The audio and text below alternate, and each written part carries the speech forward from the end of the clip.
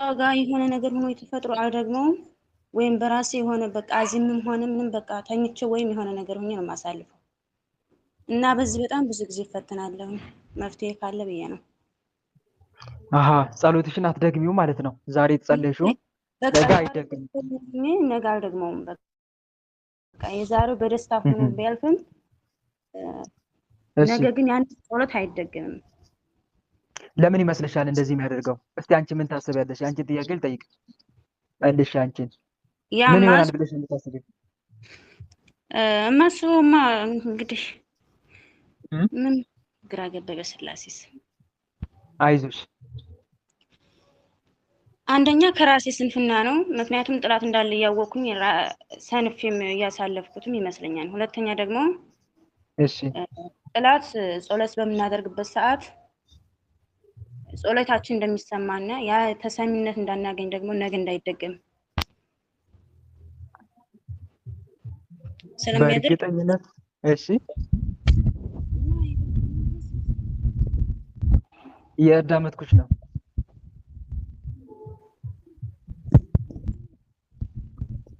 እታለ አይሰማም?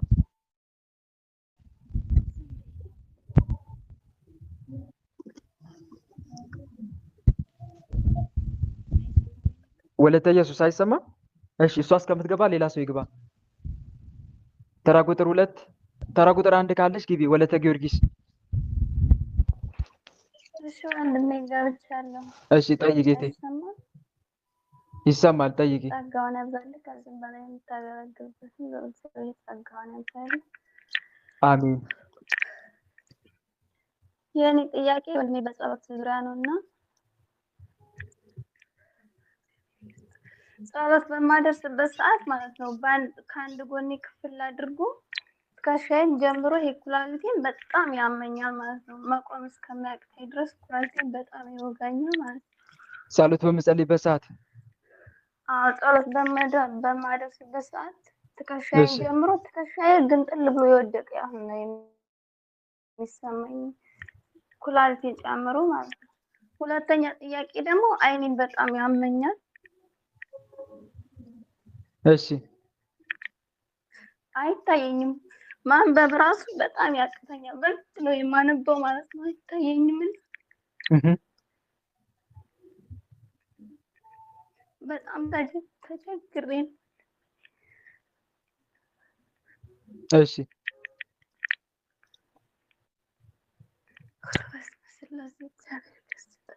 እና አይኔን በጣም ያመኛል እና ጸሎት በማደርስበት ሰዓት በቃ አይታየኝም። ፊደሉ እንዳለ ጥፍት ይልብኛል እና በቃ አሁን አንቺ ጸለይሽ ነው የሚባለው ይሄ በደንብ እንኳን አስተካክለሽ አላነበብሽም በቃ ኃጢአት ነው ምናምን እያለ በጆሮዬ እንትን ይልብኛል ማለት ነው። ፊደሉ ጥፍት ስለሚልብኝ ማለት ነው።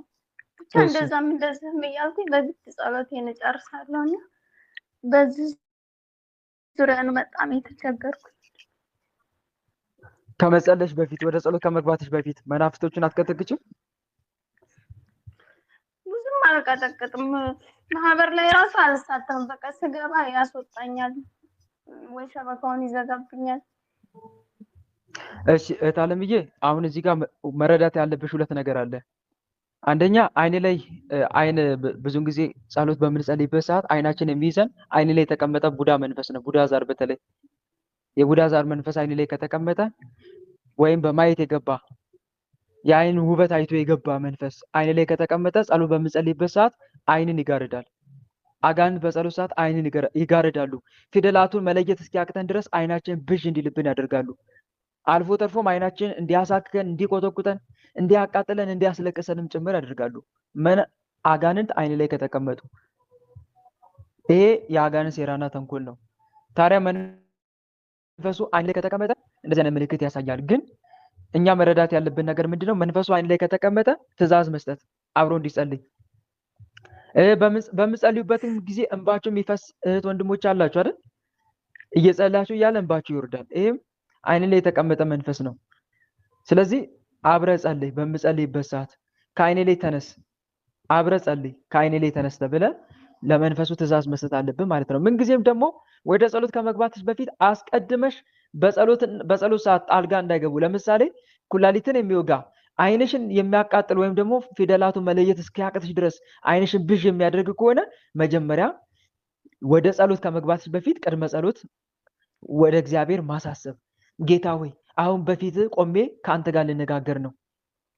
ነገር ግን ከአንተ ጋር እንዳልነጋገር መናፍስቱ ኩላሊቴ ላይ አይኔ ላይ እየተቀመጡ እየረበሹኝ ነውና ጌታ ሆይ የነኝህ መናፍስት ሴራና ተንኮል አንተ ስለምታውቅ እባክህ ስራቸውን አስቆምልኝ ብለሽ መማፀን።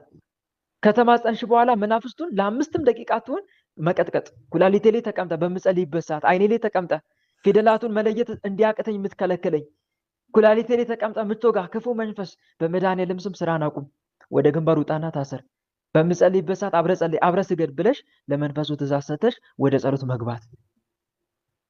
ግልጽ ነው አይደል? ያንን ማድረግ ያስፈልጋል። ሌላው ደግሞ ስግደት ላይ አተኩሪ። ጸሎት እንዳንጸልይ አጋንንት በተለያየ በሽታ ሊሆን ይችላል፣ ሐሳብ በመበተል ሊሆን ይችላል፣ አሁን እህቴ እንዳለችው አይን በማቃጠል ሊሆን ይችላል። በእንደዚህ አይነት ነገር የሚፈታተኑ ከሆነ ጸሎቱን በአቡነ ዘበሰማያት እስር አድርገን ስግደት ላይ መበርታት፣ በደንብ መስገድ። ትንሽ ብቻ ሳይሆን በደንብ አድርጎ ሰግዶ ከዛ በኋላ እነኚህ ፈተናዎች እስኪርቁ ድረስ ማለት ነው እንደገና ለጸሎት መቆም፣ መጸለይ፣ ቆሞ ፈተና ሲያመጣ መስገድ፣ ወደ ስግደት መቀየር፣ አብረ ስገድ ብሎ ትእዛዝ እየሰጡ ማለት ነው። ያንን ማድረግ ያስፈልጋል። እጅ ግን ልትሰጪ አይገባም። እጅ ብትሰጪ በቃ እኔ እያመመኝ ስለሆነ ኩላሊቴን እየወጋኝ ስለሆነ ወይም አይኔን እያቃጠለኝ ስለሆነ ባልጸልይስ ብለሽ የምትሳነፊ ከሆነ ግን የልብ ልብ ይሰማውና ፈተናውን እያጠነከረብሽ ነው የሚመጣው። እና በጸሎት ሰዓት የሚፈታተን በዋናነት የአየር አጋንንት፣ የአየር አጋንንት በጸሎት ሰዓት ይፈታተናል። የልብ ሐሳብ እንዲሰረቅ ያደርጋል። እያቁነጠነጠ በአንድ ቦታ ተረጋግተን እንዳንጸልይ ያደርገናል። ሽንታችን ያመጣዋል፣ ሆዳችን ይቆርጠዋል። ልብ ግራና ቀኝ አይናችን ቅንድባችን ስር ከፍተኛ የሆነ የህመም ስሜት ያመጣል። ጀርባችን ወገባችን ያሳክከናል፣ ያሳምመናል። ይሄ ምንድነው ዋና ዓላማው? የጸሎት ትጋትን ለማጥፋት፣ ስንፍና ለማለማመድ፣ ጸሎትን በተመስጦ እንዳንጸልይ ለማድረግ እነኛ አይነት ፈተናዎችን ሊያመጣ ይችላል። ግን መድኃኒቱ አንደኛ መናፍስቶቹን ቀጥቅጦ ገዝቶ ወደ ጸሎት ህይወት መግባት፣ እግዚአብሔር አምላክን አስቀድሞ መማፀን፣ ሌላው ደግሞ መታገስ እስከዚያው ስለሆነ ማለት ነው። እንደዚህ አይነት ፈተናቸው ይሄንን አድርጌ እቴ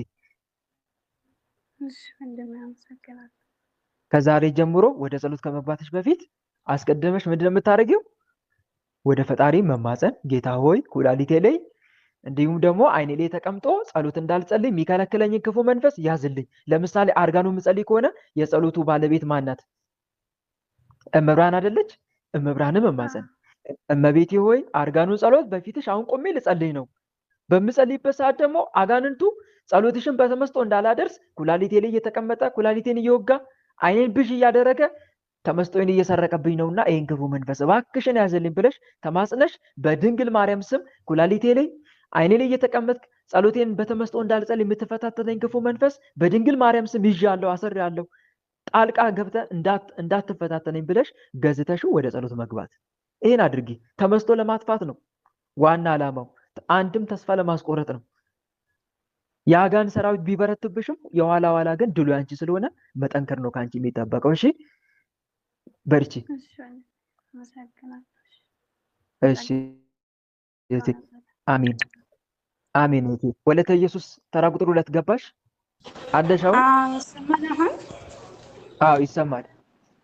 አንድ ቀን ጸሎቴን እያቋረጠ አንድ ቀን ጸሎቴን እንድጸልይ ያደርገኛል ብለሻል እና እኔ መልሼ አንቺ ጠይቄሽ ነበረ ከምን አንጻር ይመስልሻል ስልሽ አንደኛ ምን ነበር ያልሽኝ? እስቲ ካንቺ ልስማ። ከራሴ ስንፍና ይመስለኛል። ሁለተኛ ደግሞ ያው ዞሮ ዞሮ ማንኛውም ሰው ጸሎት ሲያደርግ ፈተና አለበትኝ። ያን ፈተና ደግሞ ነገም እንዳይደገም ማድረግ ይሞክራል መናፍስቶች ማለት ነው። እንደዛ ነው የማስበው።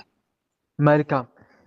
ግን ከራሴ ስንፍና ስትይ ለምሳሌ እስቲ ምን አይነት ስንፍና፣ ምን አይነት ክፍተት ትሰጪዋለሽ? ወይም ደግሞ ልክ ጸሎቱን እንዳትጸልይ ደግመሽ በህሊናሽ የሚመላለስ ሐሳብ አለ ወይስ በህመም ነው? በተለያየ መንገድ መቼም ይፈታተናል ጠላትም እና ያንቺ ስንፍና እንዴት ነው? እዚህ ጋር የኔ ስንፍና ማለት ነው። የኔ ስንፍና ምን መሰለህ? ጸሎት ሰዓትን ተደጋጋሚ ማሰብ ማለት ነው። ደረሰች በማለት አይምሮ ውስጥ ይመላለሳል። ግን እንደምንም ብያችን ጸሎት ከጀመርኩኝ መቼም ቢሆን አላቋርጥም። ደስተኛ ሆኜ እንትን አደርጋለሁ። ግን ወይ እንቅልፍ የሆነ ወይ በስራ ይጠምደኛል። ስራ ከጠመደ ደግሞ ውስጥ የሆነ ደስታ የሚሰማው ሰዓት አለ ደግሞ ጸሎት እሺ እንዳላደርግ ማለት ነው። ያቺ ጸሎት በጣም ለኔ በጣም ልዩ ስለምትሆን ማለት ነው። ግን እሺ ያችን ጸሎት ካደረኩኝ ደስተኛ ነው፣ ካላደረኩ ደግሞ ከሴትዮዋ ጋር እጣላለሁ። ምንም ሰላም የለኝም፣ ውስጤ ሰላም የለውም። እሺ እና ይሄ ነው ጥያቄ የሆነብኝ። ለምንድን ነው ዛሬ ደስተኛ ሆኜ ነገ ያችን ጸሎት የማልደግመው? ለምንድን ነው በማለት ነው ማለት ነው። መልካም። እሺ እህት አለምዬ እዚህ ጋር መረዳት ያለብሽ አንድ ነገር አለ። ያ ምን መሰለሽ? አንቺ በጸሎቱ ደስተኛ የሆንሽውን ያክል አጋንንቱ ደግሞ ይቃጠላል። ይህን እንዳትረሺ። አንቺ በምኑ በጸሎቱ ደስተኛ የሆንሽውን ያክል አጋንንቱ ደግሞ እጅ ይቃጠላል። በተለይ ደስተኛ ሆነ ጸሎት ስንጸልይ፣ በተመስጦ ሆነ ስንጸልይ በዛው ልክ ነው ለአጋንንቱ ጸሎታችን ፈተና የሚሆንበት። በዛው ልክ ለምን ይመስላችኋል ተመስጦ የሚሰርቀው በጸሎት ሰዓት? ለምን ይመስላችኋል ከልባችን በልባችን ከፈጣሪያችን ጋር እንዳንነጋገር ሐሳባችን የሚሰርቅብን? ከልብ ከሆነማ ጸሎቱ ለአጋንንቱ ሰዓት ነው። መነባነብ የሆነ ጸሎት እንድንጸልይ ነው የሚፈልገው። በከንቱ መድገም የሚባለው እሱ ነው። ዝም ብሎ መነባነብ ተመስጦ የሌለው ጸሎት ማለት ነው። እና አንዱ ከዛ አንጻር ነው። ስለዚህ አንቺ ከልብሽ ደስ ያለሽን ያክል እሱ ደግሞ አጋንንቱ በዛው ልክ ይቃጠላል ማለት ነው። አንድም ለዛ ነው በሁለተኛው ቀን ጸሎት እንዳታደርሽ የሚከለክልሽ ማለት ነው። ለምንድን ነው ግን ይሄ ፈተና ብዙዎች ጋር አለ አይደል? አንድ ቀን ጎበዝ ሆነናል፣ አንድ ቀን ደግሞ ሰነፍ። ለምን? አንደኛ የጸሎት ትጋታችንን አጥፍቶ ስንፍና ለማመድ፣ ሁለተኛስ ጸሎትን እንደ ግዴታ ሳይሆን እንደ ውዴታ ለመቁጠር፣ ሶስተኛስ የጸሎት ፍቅር ለማሳጣት፣ ምላሻችንን እንዳናገኝ ለማድረግ ነው የሚፈልገው አጋንንቱ። ጸሎቱ ስልችት እንዲለን እያደረገ ፍላጎታችንና ሞራላችን ይገለዋል፣ ሐሞታችንን ያፈሰዋል። በተለይ ድራማ ፊልም አዘውታሪ ከሆንን በወሬው በፊልሙ ልባችን ያንጠለጥለዋል፣ ድራማው ላይ አይናችን ያስተክላል፣ ወይም ደግሞ በስራ እንድንጠመድ ያደርገናል። ልክታችን ላይ እንዳለው ፈተና ማለት ነው። ከዛስ የጸሎት ሰዓቱን ያሳልፍብና የጸሎት ሰዓቱ አልፎብኛል እያልን ያዘናጋናል ማለት ነው። አንድ ፊቱን ነገ ተክልዬ ጸልያለሁ ማለትን እያለማመደ ጸሎቱን እንድናቋርጥ ብሎም እንድናስታጉል ብሎም እንድናቋርጥ ያደርገናል ማለት ነው። ዓላማው ይሄ ነው። ብዙ ነገር ጠቅሻለሁ እዚህ ላይ። አንደኛ ስንፍና ለማለማመድ ትጋትን አጥፍቶ፣ ሁለተኛ ጸሎትን እንደ ውዴታ ሳይሆን እንደ ግዴታ ሳይሆን እንደ ውዴታ ለማስቆጠር፣ ሶስተኛስ የጸሎታችንን ምላሽ እንዳናገኝ። የጸሎት ምላሽ ይዘገያል። በነገራችን ላይ ሰኞ ጸልየ ማክሰኞ ማትጸልይ ከሆነ፣ ሮብ ጸልየ ሐሙስ ማትጸልይ ከሆነ፣ ወይም በመሃል እያሰለስክ እያቋረጥክ የምትጸልይ ከሆነ የጸሎት ምላሽ ይዘገያል። ለምሳሌ ዛሬ መዝሙረ ዳዊት የዕለቱን ከጸለይክ ነገ የዕለቱን እንዳትጸልይ ያደርጋል። የዕለቱን እንዳትጸልይ። ይሄ የጸሎትን ምላሽ ሊያዘገይ ነው። አንድም ጸሎቱ በቃ የሆነ ጥቅም የሌለው ዋጋ ቢስ መስሎ እንዲታይም ለማድረግ ነው። አንድ ቀን እንድትጸልይ አንድ ቀን እንዳትጸልይ የሚያደርግ፣ አንድም እንዳይጋለጥ ነው። አንድም ጸሎት የአጋንንቱን ፈተና መቋቋም እንዳይችልም ጭምር ነው። የአጋንንቱን ፈተና መቋቋም እንዳይችል ጭምር ነው። ስለዚህ ጠንከር ያለ ጸሎት። ለዛ ነው ስትጸልዩ ትጉ ብሎ መድኃኒዓለም የተናገረው። ወደ ፈተና እንዳትገቡ ትጉና ጸልዩ፣ ማቴዎስ ወንጌል ምዕራፍ 26 ቁጥር 41 ላይ። እና ከዛ አንጻር ነው የሚፈታተነው ማለት ነው። እና ምን አይነት ዘዴ ልጠቀም ነው አይደለ ያንቺ ዋናው ጥያቄ? እና ካለፈው በኋላ እጸጸታለሁኝ። ካለፈ ሰዓት ካለፈ በኋላ አለቅሳለሁ ራሴ። ምን ታደርጊያለሽ መሰለሽ? አሁን አንድ ዘዴ ልንገርሽ። እሺ። ልክ ጸሎቱን ለምሳሌ ሰኞ እየጸለሽ ነው። ዛሬ ዳዊትን ጸለሽ እንበል። ዛሬ የዕለቱን እስከ 60 ዛሬ ማክሰኞ ነው አይደል? እስከ 60 ነው አይደል የሚጸለየው? ጸለሽ እንበል። ልክ ስትጨርሺ መጨረሻ ላይ የዳዊት አምላክ መድኃኒዓለም ኢየሱስ ክርስቶስ ሆይ ዛሬ የጸለይኩትን ጸሎት ነገ ደግሜ እንድጸልየው እባክህ እርዳኝ በይው። አሳስቢ። መጨረሻ ላይ ልክ ጸሎቱ መጨረሻ ላይ የለው አሳስቢ። ጌታ ሆይ ዛሬ የጸለይኩትን ጸሎት ነገ እንዳልጸልይ ጠላት ይዋጋኛል፣ ስንፍናም ያጠቃኛልና እባክህን ስለ ድንግል ማርያም ብለህ ዛሬ የጸለይኳትን ነገ እንድደግማት እርዳኝ በይው። ይሰማሻል እግዚአብሔር አምላክ በፍጹም ልብሽ ከጠራሽው። ግልጽ ነው አይደል? ይሄንን አድርጊ። ይቀሰቅሰኛል። እንደዛ ስልም ይቀሰቅሰኛል፣ ግን እተኛለሁ። ሰዓቷ ስትደርስ አሁን እሺ የ9 ሰዓት ወይም ማታ ከሆነ ጸልዬ አድሬ ጠዋት አሁን ሳልጸልይ ካደርኩ አልተኛም። እንቅልፍ የለኝም። ጸሎት ካላደረኩ ጭራሽ እንቅልፍ አይዘኝም ለራሴ ማለት ነው። 24 ሰዓት ይሆነኛል ጸሎት ካላደረኩ አሃ እንቅልፍ አልተኛም ማለት ነው። ጠይቂው አምላክሽን። እንቅልፍ ይኸውልሽ ምን ታደርጊያለሽ? አንደኛ ማታ ማታ ከመተኛታችሁ በፊት አርጋኖን ልመዱ። እሺ በእውነት የሰላም እንቅልፍን የምታገኙት ማታ ማታ አርጋኖን ጸልዮ የሚተኛ ሰው እና መልካ ቅዱስ ሩፋኤልን የሰላም እንቅልፍን የምናገኘው እና መጨረሻ ላይ ልክ ስንጸልይ የለም ጌታ ሆይ እባክህ የሰላም እንቅልፍ አድለኝ። ግልጽ ነው አይደል? የሰላም እንቅልፍ አድለኝ አምላኬ፣ በሰላም እንድተኛ አድርገኝ፣ እንቅልፌን ባርክልኝ።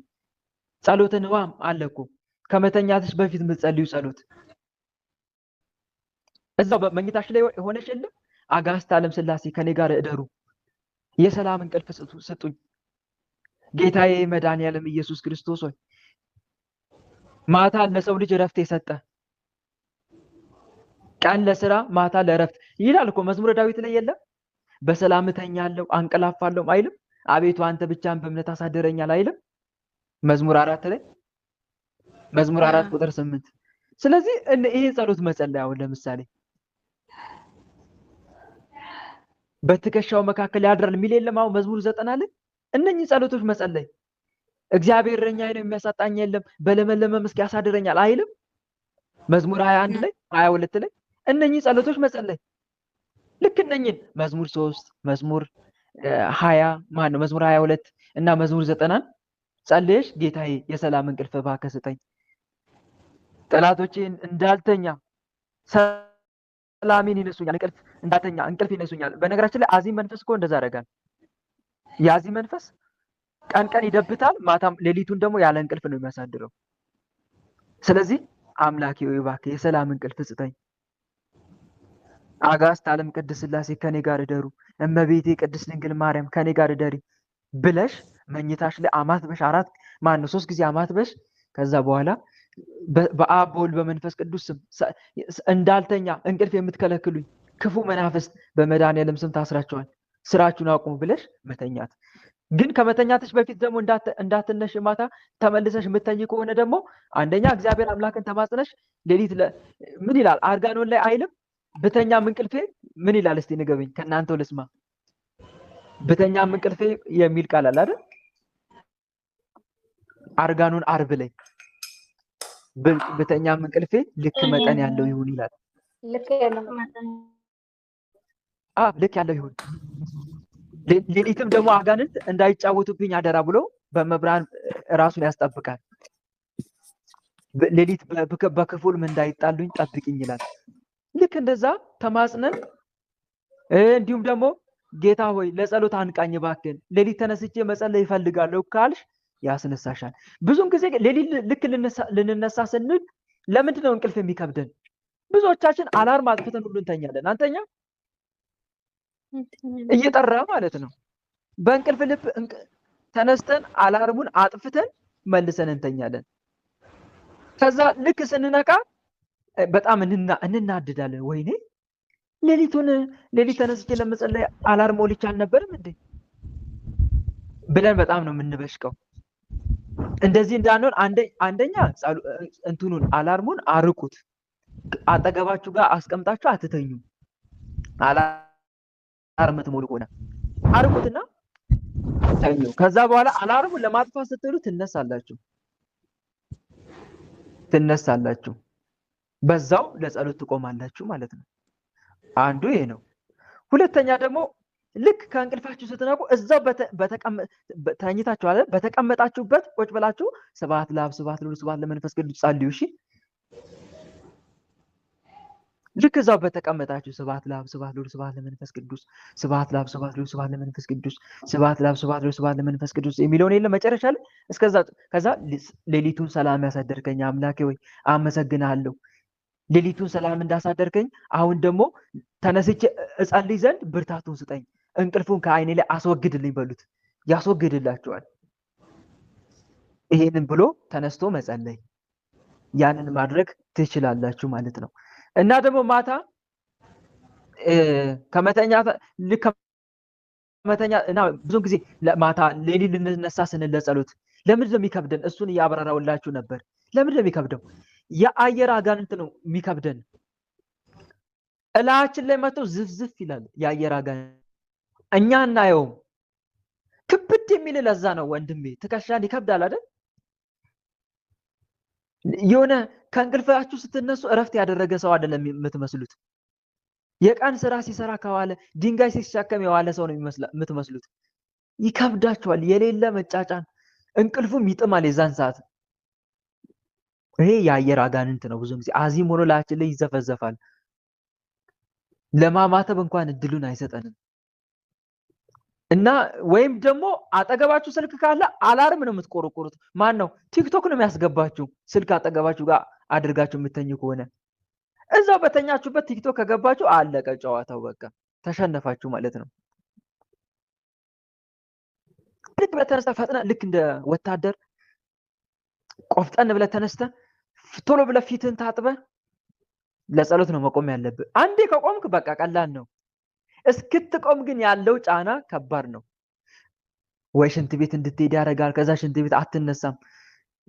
እዛው ተቀምጠህ እንደገና ቆይተህ ስትመጣ ሰዓቱን ያሳልፍብሃል ማለት ነው። እንዲህ አይነት ፈተና እንዳይፈታተን አንተ ቆፍጠን ብለህ ተነስተህ ጌታ ሆይ እባክህ ለጸሎት እንድቆም እርዳኝ እያልክ ወይም ደግሞ እንደዚህ እያልክ ስትነሳ ጌታዬ ኢየሱስ ክርስቶስ እኔ ኃጢአተኛውን ማረኝ፣ አምላክ ሆይ ደክሞ ኃጢአተኛ ነኝ፣ ምሕረት የማይገባኝ በደለኛ ነኝና እባክህ በቸርነት አስበኝ። እንደዚህ እያለ የሚነሳ አንድ ባህታዊ ነበር። በነገራችን ላይ የባህታውያን አባቶችን ሕይወት ዜና አበው ሳነብ ሁለት መነኮሳት ባህታውያን አሉና አንደኛው ለብቻ የራሱ ባህታ አለው፣ ሁለተኛው ለብቻ እና ልክ ቤተክርስቲያን ማለት የገዳሙ ደውል ሲደወል ይነቃቃሉ አይደል ለጸሎት። ልክ ደውሉ ሲሰማ ከጎረቤቱ ያለው ባህታዊ ጌታ ሆይ እኔ ኃጢአተኛውን ማረኝ እያለ ነው የሚነሳው። ድምፁ ከፍ አድርጎ አምላክ ሆይ እባክህ በፊትም ለመቆም የሚያስችል ብርታት የለኝምና እባክህን አበርታኝ እያለ ይማጸናል።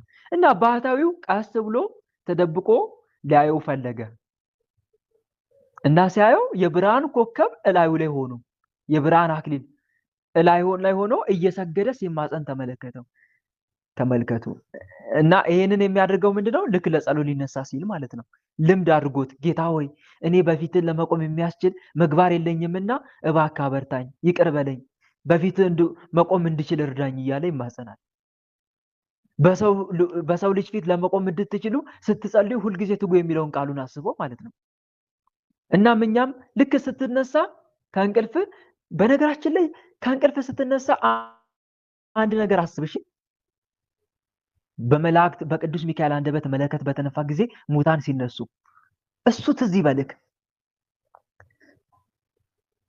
ግልጽ ነው አይደል? በነገራችን ላይ ቀኑ ይመሻል ትተኛለህ፣ ሌሊቱ ይነጋል፣ ከመኝታም ትነሳለህ። አንተ ግን በተኛ ጊዜ የሞት ምሳሌ ነው ይላል እኮ።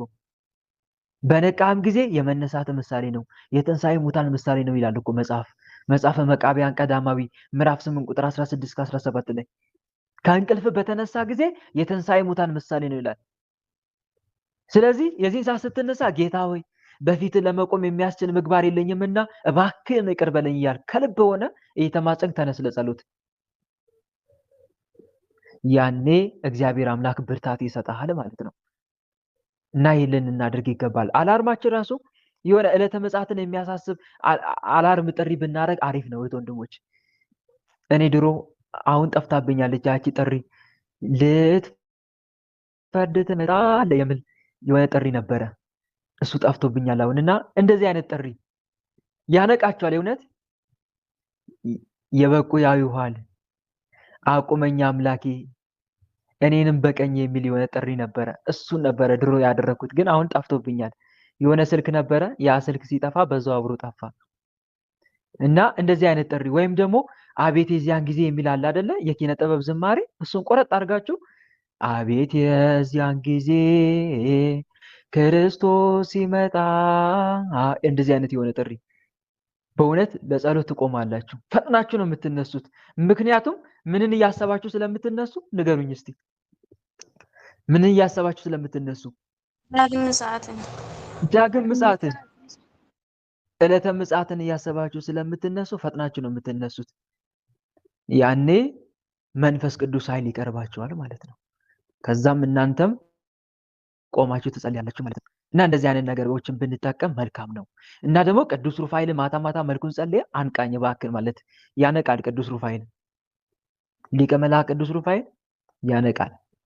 እባክን ቀስቅሰኝ ለጸሎት፣ ምናልባት ጠላቴ አዚም ሆኖ ለጸሎት እንዳልነሳ አዚሙን ቢለቅብኝ እንኳን ቅዱስ ሩፋኤል አባቴ ይሄን ክፉ መንፈስ ከሰውነቴ ላይ አባረውና እኔን ለጸሎት የተጋው አድርገኝ በሉት። በእውነት ያነቃቸዋል። ምክንያቱም አደራ ሰጣችሁታል ለመላኩ። ሌሊት ለጸሎት ልነሳ ስል የአየር አጋንንት ሌሎች መናፍስቶች እንዳልነሳ ሰውነቴ ላይ አዚም ሆኖ ከተቀመጡ አንተ እነሱን በእሳት ሰይፍ አባራቸው። ከዛም እኔን ለጸሎት አትጋኝ፣ ለጸሎት ፈጥኜ እንድነሳ እርዳኝ ብላችሁ አደራ ብላችሁ ተኙት። በእውነት ያነቃቸዋል። ልክ የጸሎት ሰዓት ሲደርስ መናፍስቱን ያባራቸዋል። ሊቀ መላእክት ቅዱስ ሩፋኤል ያባራቸውና እናንተን ያተጋቸዋል። በዚህ መሃል ላይ እናንተ ተግታችሁ ትጸልያላችሁ ማለት ነው። ግልጽ ነው አይደል? አምናችሁ በጸሎት የምትለምኑትን ሁሉ ትቀበላላችሁ ተብሎ ተጽፏልና አምናችሁ በጸሎት የምትለምኑትን ሁሉ ትቀበላላችሁ ሳትጠራጠሩ። ይሄ የምታደርጉ ከሆነ እውነቴን ነው የምላችሁ ያ መልአክ ስራውን ይሰራላችኋል። እና ይህን ይመስላል እህት ወንድሞች። ለአብነት ያክል ቅዱስ ሩፋኤልን አልኩኝ እንጂ ሌሎችንም ቅዱሳን መላእክት ብትማጸኗቸው እንደየእምነታችሁ ያነቋቸዋል። ቅዱስ ሚካኤልን ብትማጸኑ ያነቃል። ቅዱስ ገብርኤልን ብትማጸኑ ያነቃል። እመብርሃንንም ብትማጸኛት ወይም ብትማጸናት ታነቃለች። አርጋኖኗን ጸልያ ልክ እናቴ ወይ አደራ አደራ የኔ እናት በኋላ ሌሊት ከእንቅልፍ ስነሳ ለጸሎት አንቅኝ እባክሽን ካላችኋት ታነቃችኋለች። ልጅ ተነስተላለች መጣ። አንድ እህቴ አለች እዚህ ቴሌግራም ላይ አብራን የምትሳተፍ ስለ ህይወቷ አጫውታኝ ነበር፣ ነግራኝ ነበር። እራሷ እመቤታችን ነበር የምትቀሰቅሳት ባይገርማችሁ። አሁን ስሟን ብጠራ ከንቱ ውዳሴ ነው የሚሆነው በሷ ላይ ማለት ነውና አለች፣ ግን አሁንም አብራን አለች እና ስለ ህይወቷ ብዙ ነግራኝ ነበርና እራሷ እመቤታችን ነበረች መታ የምትቀሰቅሳት። ተነሽ ልጄ ትላታለች። ተነሽ ለጸሎት ቁሚ። ብድግ ብላ ተነስታ ትጸልይ ነበር እና ከተማጸናችኋት ታነቃችኋለች እመቤታችን ቅድስት ድንግል ማርያም። ዋናው ትልቁ ነገር እንዲህ አይነት ፈተና ካለብህ እንዲህ አይነት ፈተና ካለብሽ አስቀድማ አሳስባ መተኛት ነው፣ እንደ እምነት ማለት ነው። ከዛ ትነቃለህ። እና ይሄን ይመስላል እህት ወንድሞች። ተመለሰልሽ አይደል እህቴ?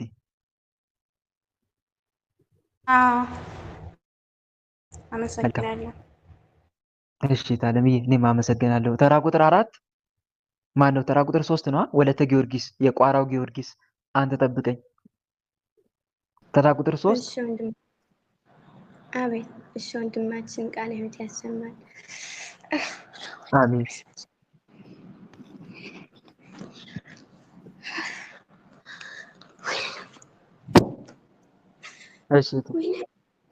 እሺ በስመ አብ ወወልድ ወመንፈስ ቅዱስ አሐዱ አምላክ። በስመ አብ ወወልድ ወመንፈስ ቅዱስ አሐዱ አምላክ።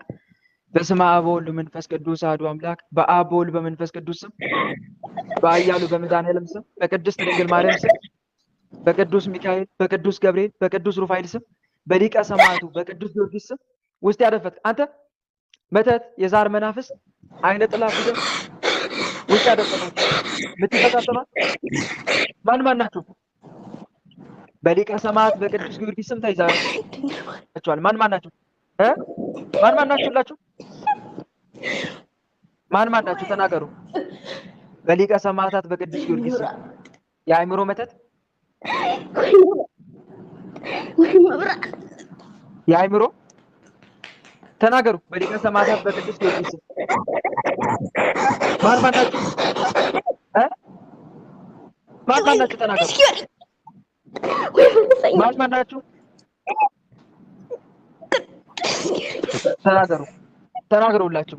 ኦ ፍጡነ ረድኤት እምሩፀ ነፋስ ዋውሎ ለዘይፄዋ ከበተወክሎ ጊዮርጊስ ቅረብ ለምሕረት ወደ ተሳይሎ ተወከፍ ወትረ ጸሎትነ ወቃለ ጽራነ ኩሎ እስመ ልበ አምላክ ሩሩ በአቤ ካሉ ሊቀ ሰማዕታት ቅዱስ ጊዮርጊስ በሳት ጦር ይውጋ ተናገር። ማን ናቸው? ምትፈታተኗት ማን ናቸው? ማን ናቸው? ኦ ፍጡነ ረድኤት በብፁዕ ጾታ ከመግዝት ከርግብ ኤፍራታ በሰማይ በላሉ ወበምድር በታሕታ አምለከ ጊዮርጊስ በስመ እምከት የውብስታ ሞገሰ ስንታ በኒ በስመ ከመስምን ከመንታ ሊቀ ሰማዕታት ቅዱስ ጊዮርጊስ በቀል ቅድስት ድንግል ማርያም ታቃጥል።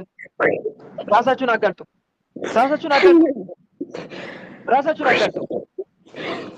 ማን ናቸው? ወይ መድኃኒዓለም የቤተሰብ የዛር መናፍስት የመተት መናፍስት ራሳችሁን አጋልጡ። መተት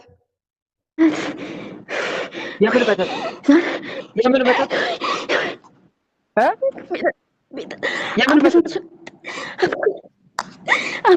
ነው?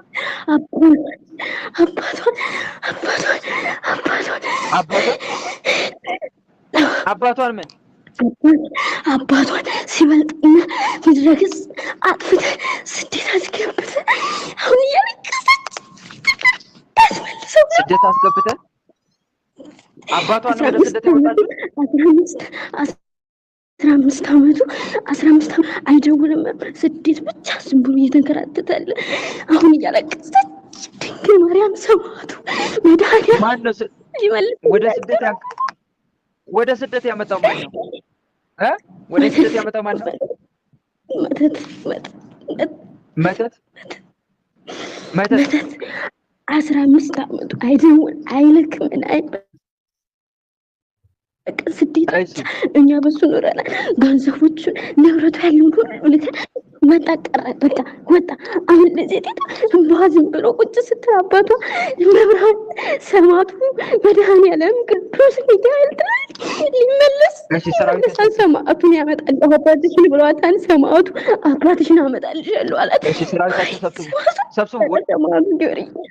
ሰብስቡ ወደ ግንባር ቶሎታ የቤተሰቦቿ ትጸልያለች። አሁን የጥርጥር መንፈስ ገብተን ከዛ እንባዋ ያስቆምም። እንባዋ ዝም ብላ ስትቆም መድኃኒዓለም ቸርነት እንዴት ለአንተ ይህን ከፍላለሁ እንዴት ጥርጥር እመልሳለሁ ትላለች። ትላማታ መድኃኒዓለም ቆመችና ኦ ጌታ ሆይ በደልኩህ፣ ጌታ ሆይ መብርሃን እንደ ልጅሽ አስታርቂ፣ ሰማዕቱ ፍጡነ ረድኤት ድረስልኝ፣ አባቴ ባልኩ ሞትኩልህ፣ ጥርጥር መንፈስ ሞትኩልህ አለችው። ሰማዕቱን መብርሃን ለመነቻት ተወዳታለች።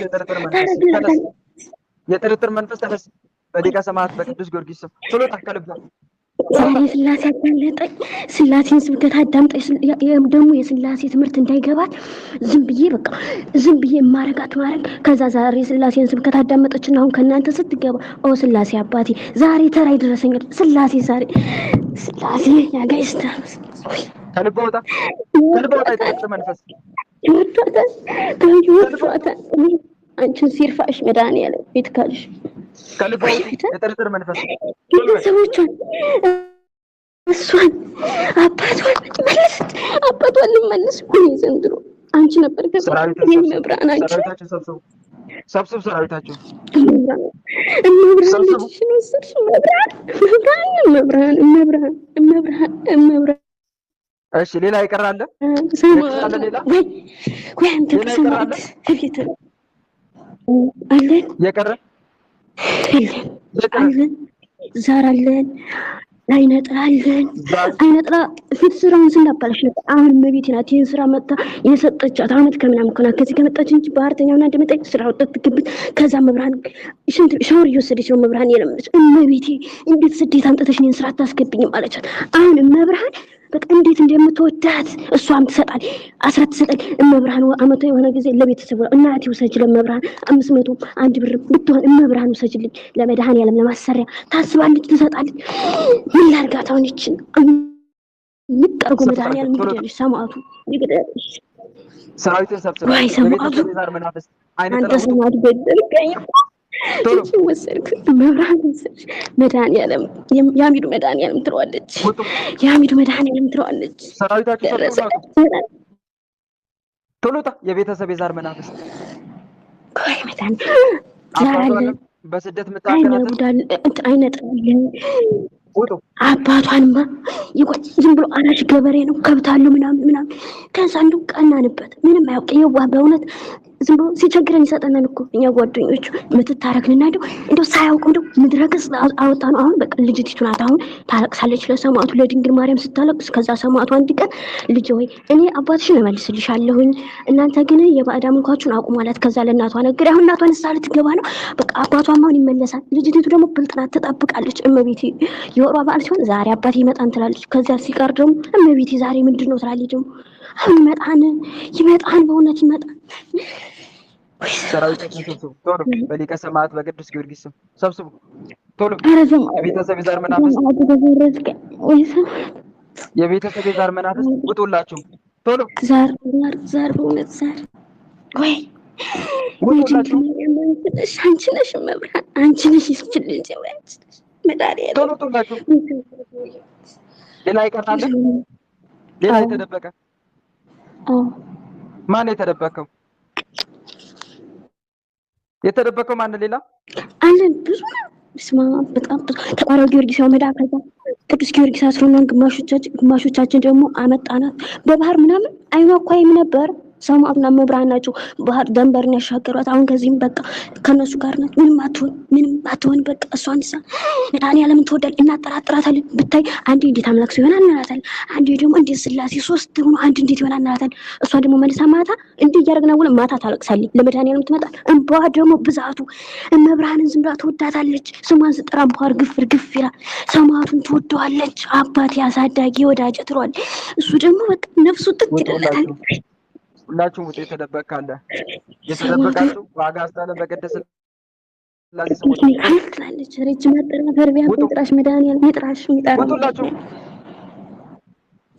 የጥርጥር መንፈስ ገባል አረገኝ እንዴ ስትል አንዴ አባቴ አገርን ተጠራ ጓደኞች እኔ እኮ ሰራዊትን ሰብስብ እሷ እየተጠራጠረ አገርን ጓደኞች አመጣው ተሰበኝ ምን ይሉታል። እኔ እኮ ጓደኞችን አትሰቢ ብያታለሁ። እሷ ደግሞ ታስባለች። ሁላችሁም ተናገሩን። በአብ በወልድ በመንፈስ ቅዱስ አለን ገና ትንሽ በአብ በወልድ በመንፈስ ቅዱስ ወይ መጣል ያለ በአብ በወልድ በመንፈስ ቅዱስ በመድኃኒዓለም ስም በአብ በወልድ በመንፈስ ቅዱስ ጉድ እኮ ነው ደግሞ አብረን እኮ አሳድገን የልጅነት እኮ ነበረች ደነስ። በአብ በወልድ በመንፈስ ቅዱስ በአብ በወልድ በመንፈስ ቅዱስ በኃያሉ በመድኃኒዓለም ስም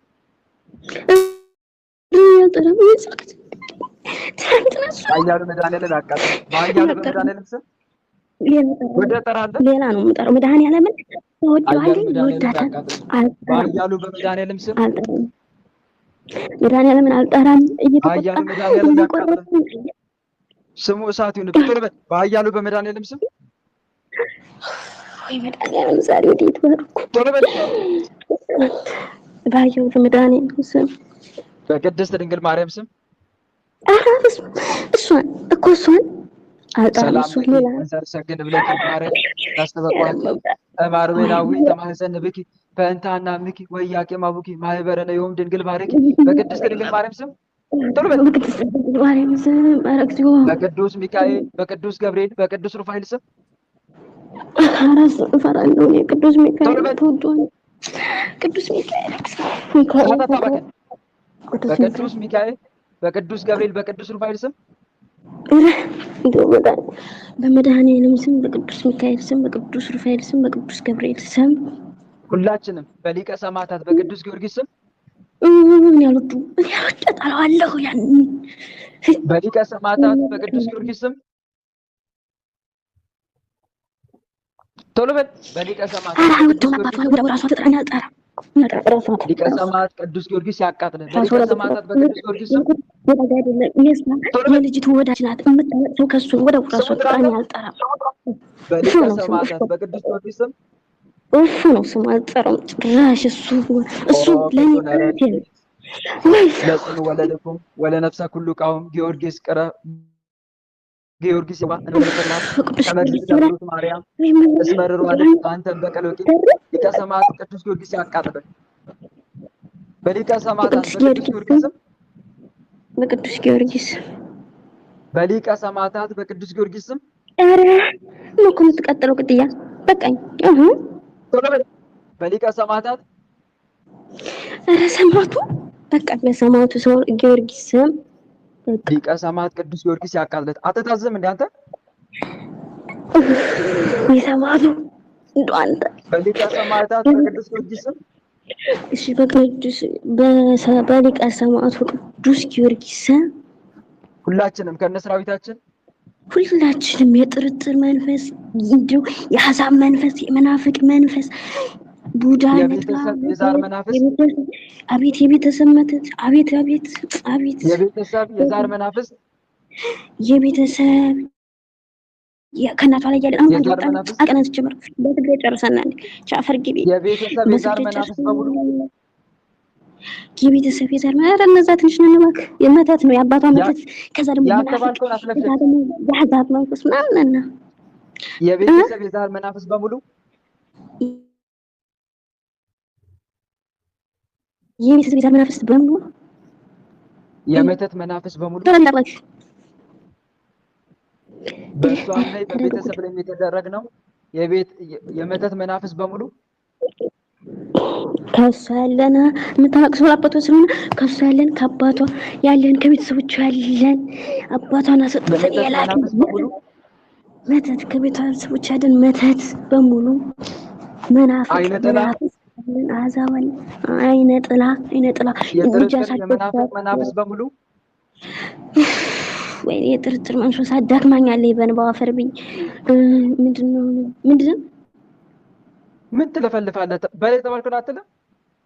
የጥርጥር የመናፍቅ መናፍስ በሙሉ የጥርጥር መናፍስት በሙሉ ሁላችንም ከነሰራዊታችን ከመላ ሰውነቷ ከህይወቷ ወጥተን ከመላ ሰውነቷ ከህይወቷ ከአባቷ ወጥተን እስከምንሸኝ ድረስ ምንም ስራ ላንሰራ ፈተናችንን አንስተን ከነሰራዊታችን ግንባር ላይ በትምህርተ መስቀል ታስረን ተገዝተናል።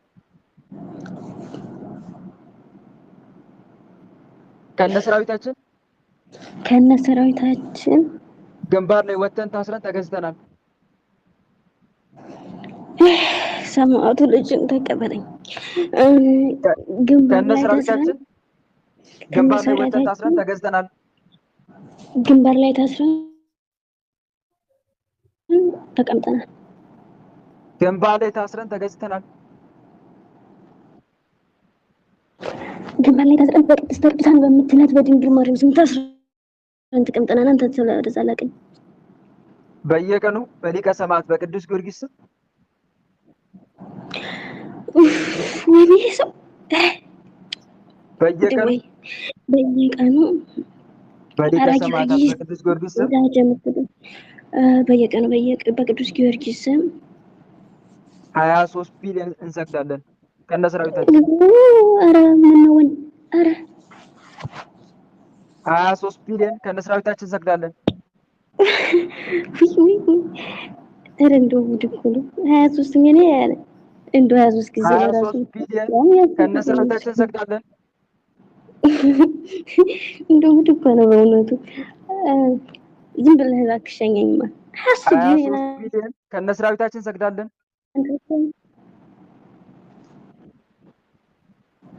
ወይ ሰማዕቱ ጊዮርጊስ አብጥዛ 23 ቢሊዮን በሊቀ ሰማዕት በቅዱስ ጊዮርጊስ ስም ከዛሬ ጀምረን እንሰግዳለን በየቀኑ። ወይ ሰማዕቱ አሁን ተደከምከኝ በእውነቱ። በ23 ቢሊዮን በሰማዕቱ በቅዱስ ጊዮርጊስ ስም እንሰግዳለን። ይህንን ትእዛዝ ባንፈጽም ይህንን ትእዛዝ ባንፈጽም ሊቀ ሰማዕታት ቅዱስ ጊዮርጊስ እጥፍ ድርብ አድርጎ ይበቀለን። እሱማ እየተበቀለ ይዟና ሌላ አድክማና ጀመር በቃ። ይህንን ትእዛዝ ባንፈጽም ሊቀ ሰማዕት ቅዱስ ጊዮርጊስ እጥፍ ድርብ አድርጎ ይበቀለን። ሰማዕቱ ቅዱስ ጊዮርጊስ ይበቀላል። ስንጠራ ቤት እንላለን፣ ምንም ስራ አንሰራም። ስንጠራ ቤት እንላለን፣ ነፍስና በቃኝ እንባ ምን ስራ ለምሰራ ድንግል ማርያም ሰማዕቱ ቅዱስ ሚካኤል መድኃኒዓለም በቃኝ በቃኝ። ልብ መልስ ልብ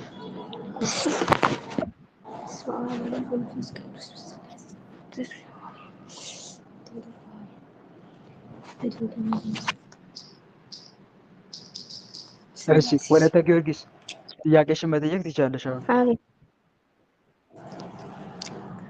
ጥያቄ እኔ አንደኛ በጣም የጥርጥር መንፈስ ነው በቃ እንትን የሚያስቸግረኝ። ደግሞ ጸሎት ላደርግ ስል በቃ እንትን እለዋለሁ ማለት በመድኃኒዓለም ስም በቃ አሁን እባክህ እንትን አትበለኝ ብዬው ዝም ይላል። በቃ ከታሰረ ተባለ በቃ አንድ ቀን ነው። ከዛ በኋላ ተመልሶ ነው የሚገባው። ትምህርት ስማር ነው እንጂ ሌላ ሰዓት አይመጣም። ማህበር ገብቼ ትምህርት ስማር በስመ ስላሴ አንዴ እንዴት ብሎ እግዚአብሔር ሰው ይሆናል ይለኛል። ደግሞ መልሶ ስላሴ እንዴት ብለው አንድ ሶስት ይሆናል ይለኛል። ግን ምን ደግሞ ማታ ወደ መድኃኒዓለም እለቅሳለሁ። እሺ እህት አለምዬ ወደ መድኃኒዓለም ማልቀስሽ መልካም ነው። ነገር ግን መናፍስቶችን አትገዝጫቸውም መሰለኝ። አትገዝጭም? መቁጠሪያ አትጠቀሚ? ኧረ ገዝታለሁ። መቁጠሪያ የለኝም። መቁጠሪያ ለመጠቀም ከዚህ አይመችም፣ ግን የለኝም ደግሞ። አሃ አስመጪና ተቀጥቅጫ። ሌሎችም እኮ አስመጥተው ነው የሚቀጠቅጡት። ማስመጣት ዳኛ አይመችም። ቤቱ ሳሎን ነው፣ ክላሴና ሳሎን ነው። ወደዛ ወደዚህ ሲል በጣም ነው የሚሰማው። አይሰማ። ሌሎችም የማይመች ቦታ ላይ ሆነው እንደሚቀጠቅጡ አትርሺ እህቴ። እሺ እገዛለሁ። እሺ አይመችም እያልሽ ቦታ አትስጪ። ሌሎችም የማይመች ቦታ፣ ግማሹ ሽንት ቤት ሆኖ የሚቀጠቅጥ አለ፣ ግማሹ ሌላ ቦታ ውስጥ ገብቶ እየሰሟቸው የሚቀጠቅጡ አሉ። እና ከአንቺ የሚጠበቀው ራስሽን ማዘጋጀት ነው። ስለማታዘጋጅ ነው ራስሽን። እና ደግሞ አትጠራጠሪ። የምትጠራጠሪ ከሆነ አንደኛ ወደ እግዚአብሔር ማሳሰብሽ መልካም ነው፣ ግን መናፍስቶችን ደግሞ መገሰጽ ያስፈልጋል። ብዙዎቻችን እንማጸናለን፣ ግን መናፍስቶችን ስርዓት አናስይዛቸውም፣ አንቀጠቅጣቸውም። መቀጥቀጥ ግን አለብን። ውስጥ ያለበት የምታጠራጠር መንፈስ በመድኃኒዓለም ስም ስራን አቁም እያለን ልንቀጠቅጠው ይገባል። ለጊዜው መቁጠሪያ እንኳን እጅሽ ላይ ባይኖር የተለያዩ መሳሪያዎችን ተጠቅመሽ ቀጥቅጪ። ለምሳሌ ቻርጀርም ሊሆን ይችላል፣ ሸርብም ሊሆን ይችላል። ገምደሽ ጸሎት አድርገሽበት። ዋናው ትልቁ ነገር ጸሎት ማድረግሽ ነው። እዛ ላይ ለምሳሌ መልካ ስላሴን ወይም መልካ ቅዱስ ጊዮርጊስን ጸልየሽ በዛ መናፍስቶችን መገሰጽ መቀጥቀጥ ያስፈልጋል። አንቺ እነሱን ስራችን አቁም እያልሽ ማትቀጠቅጫቸው ከሆነ እነሱ ይፈታተናሉ። አንድ መረዳት ያለብሽ ነገር ነው። ስለዚህ ቀጥቅጭ ከዛሬ ጀምረሽ። የጥርጥራችሁን አንሳ። የጥርጥር መንፈስ ከልቤ ላይ ተነስ በይው። ይነሳል እኮ የምትቀጠቅጭ ከሆነ። መማጸኑ መልካም ነው፣ ጥሩ ነው። ግን በጸሎት ላይ ደግሞ መናፍስቶችን መገሰጽ። ምክንያቱም መጽሐፍ ቅዱስ እንዲህ ይላል፣ ዲያብሎስን ተቃውሙ ይላል። ምን በሉ? ዲያብሎስን ተቃውሙ። እሺ ያንቺ ድምጽ ነው። እዚህ ጋር መረዳት ያለብን ነገር ወንድሞች፣ ወደ እግዚአብሔር መጸለያችን ጌታ ሆይ ማረኝ፣ ጌታ ሆይ ከሰይጣን ፈተና አድነኝ፣ ጥሩ ነው፣ እንቀጥል በዚህ። ግን ይሄን ብቻ አይደለም ማድረግ ያለብን። እግዚአብሔርን እየተማጸንን በጎን ደግሞ መናፍስት መቃወም። መጽሐፍ ቅዱስ እኮ ዲያብሎስን ተቃወሙ ከእናንተም ይሸሻል ይላል። ተቃወሙ ምን ማለት ነው? መቃወም ማለት ምን ማለት ነው? አንደኛ እሱ የማይወድ ዲያብሎስ የሚያስደስተውን ስራ አለመስራት ነው። ለምሳሌ ቂም መያዝ ከሆነ ቂም አለመያዝ፣ ወይም ደግሞ ከሰው ጋር የምንሰዳደብ ከሆነ አለመሰዳደብ። እነኚህ ለሰይጣን የሆኑ በቃ ግብአት ለጉልበቱ በጣም እኛ ላይ እንዲጠነክር የሚያደርጉ ነገሮች ተግባራቶችን አለማድረግ አንዱ በራሱ ዲያብሎስን መቃወም ነው። ሁለተኛ ደግሞ መንፈሱ መቃወም። ሰይጣን ወይ ክጃለሁ ማለት በራሱ እኮ ሰይጣን መቃወም ነው። እንዲህ በዚህ የምትፈታቱ መናፍስት ስራችሁን አቁሙ እያሉ መቀጥቀጥ። ከኋላ ሂድ አንተ ሰይጣን ብሎ ዲያብሎስን መቃወም ያስተማረ ማን ነው? እስቲ ንገሩኝ። ከኋላ ሂድ አንተ ሰይጣን የሰውን እንጂ የእግዚአብሔርን አታስብም ብሎ መቃወም ያስተማረ ማን ነው? ክርስቶስ እኮ ነው፣ ራሱ መድኃኒዓለም። እናንተም እንዲበሉት እኮ ማለቱ እኮ ነው። ከኔ ተማሩ ብሎ የለም? ከኔ ተማሩ ማቴዎስ ወንጌል ምዕራፍ 11 ቁጥር 28 ላይ ከኔ ተማሩ፣ በቃልም በተግባርም የማደርገውን እያያችሁ ተማሩ፣ ስጸልይ እያያችሁ ጸልዩ። እንዳስተማሪ እኮ ነው በምድር ላይ ሲሰራ የነበሩ ስራዎች መድኃኒዓለም። ለምንድን ነው ሐዋርያቱ እያዩት የሚጸልዩ? ጸልዩ ማለቱ እኮ ነው። ለምንድን ነው ሐዋርያቱ እየሰሙ ዲያብሎስ የሚገስጸው? በቃሉ ገስጹ፣ ተቃውሙት እኮ ነው። እና ይሄን ልናደርግ ይገባል። ስለዚህ አንደኛ በጸሎት ማሳሰብ፣ ጌታ ሆይ ጠላቶችን ስራቸውን አስቁምልኝ፣ ይሄን የጥርጥር መንፈስ ከኔ ያስወግድልኝ እንልና ከዛም በመድኃኒዓለም ስም አይደል የተማጽነው፣ በመድኃኒዓለም ስም ደግሞ የጥርጥሩ መንፈስ እንቃወማለን። ተነስ፣ በሽታ ከሆነብን በሽታ ይሆንክብኝ፣ ጥርጣሬ የሚዘራብን ከሆነ አሁን ለምን እንደሆነ ታውቂያለሽ እህታለም፣ ውጣ ስለው የሆነ የራሱን ይለፈልፋል ወይም ደግሞ ቶሎ አይታዝም። ምክንያቱም ያጠራጥራል። የጥርጥር መንፈስ ብዙ የምንጠራጠር ከሆነ እንዲህ ነው የሚያደርገው። ተመልከቱ፣ የምንጠራጠር ከሆነ እኮ ነው ይሄ እኛ ጥርጣሬያችን ለሱ እንደ ምሽግ ነው የሚሰጠው። እንደ ምሽግ አንቺ ነሽ ይልሻል በውስጥ መስመር፣ በውስጥሽ፣ በሐሳብሽ፣ በአይምሮሽ አንቺ ደግሞ እኔ ነኝ የሚል ከእንደዚህ አይነት ሐሳብ ጋር ትዋጊያለሽ ማለት ነው። እና መናፍስቶችን መቃወም። ሌላው ደግሞ ከስግደት ጋር ነው መማፀን ያለብን። ስንማፀን እሺ እንዴት ታደርጊያለሽ እታለምዬ? ስትማፀኝ ከስግደት ጋር ነው። ለምሳሌ አንድ ርዕስ ትሰጫለሽ። አሁን የጥርጥር መንፈስ ከልብሽ እንዲወጣ ከሆነ አንዳንዱ ስግደት ምን እያልሽ? ጌታ ሆይ የጥርጥር መንፈስ አንሳልኝ፣ ጌታ ሆይ የጥርጥር መንፈስ ከልቤ ላይ አንሳልኝ፣ ጌታ ሆይ አይምሮ ላይ ልቤ ላይ ተቀምጦ እውቀትን የሚያዘበራርቅ ሚስጥረ ስላሴ እንዳትረጂ ነበረ እያደረገሽ ያለው፣ እንዳልረዳ የሚያደርገኝን አንሳልኝ እያሉ በእያንዳንዱ ስግደት መማፀን። እንዲህ አይነት ነገር አለ አንቺ ጋር? ኧረ እኔ በቃ ጸሎት አድርጌ ስጨርስ ምናምን ወይም ልጀምር ስሰግድ ስል አለቅሳለሁኝ። ወደ መድኃኒዓለም ሆነ ወደ እመቤታችን አልቅሼ ጀምራለሁኝ። እሺ ከዛ ስጨርስ ደግሞ አድርጌ አለቅሳለሁ። ከዛ በዛው አባታችን ይዘጋል። ማልቀሱ መልካም ነው። ስዘግድ ማልቀሱን አበረታታሻለሁ። ጥሩ ነው። ማልቀሱ እጅግ በጣም ወሳኝ ነው። ደግሞ ስትማፀኝ ልክ ተማጸቅ ጨረሽ አይደለ?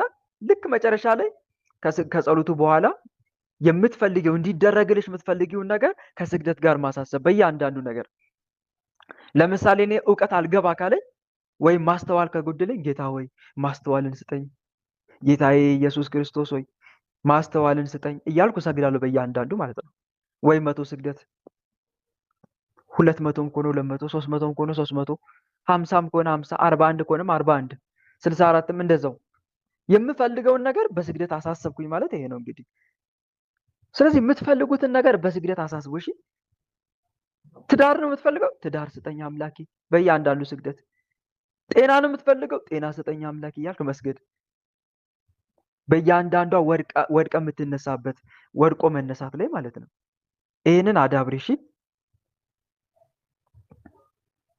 ይሄን ነገር ተግባራዊ አባቴ ከወጣ እንግዲህ 14 15 ዓመቱ የሆነ ነው። ስደት ብሎ ነው ወጣው። በቃ አይደውልም፣ በቃ ምንም ድምጽ የለም።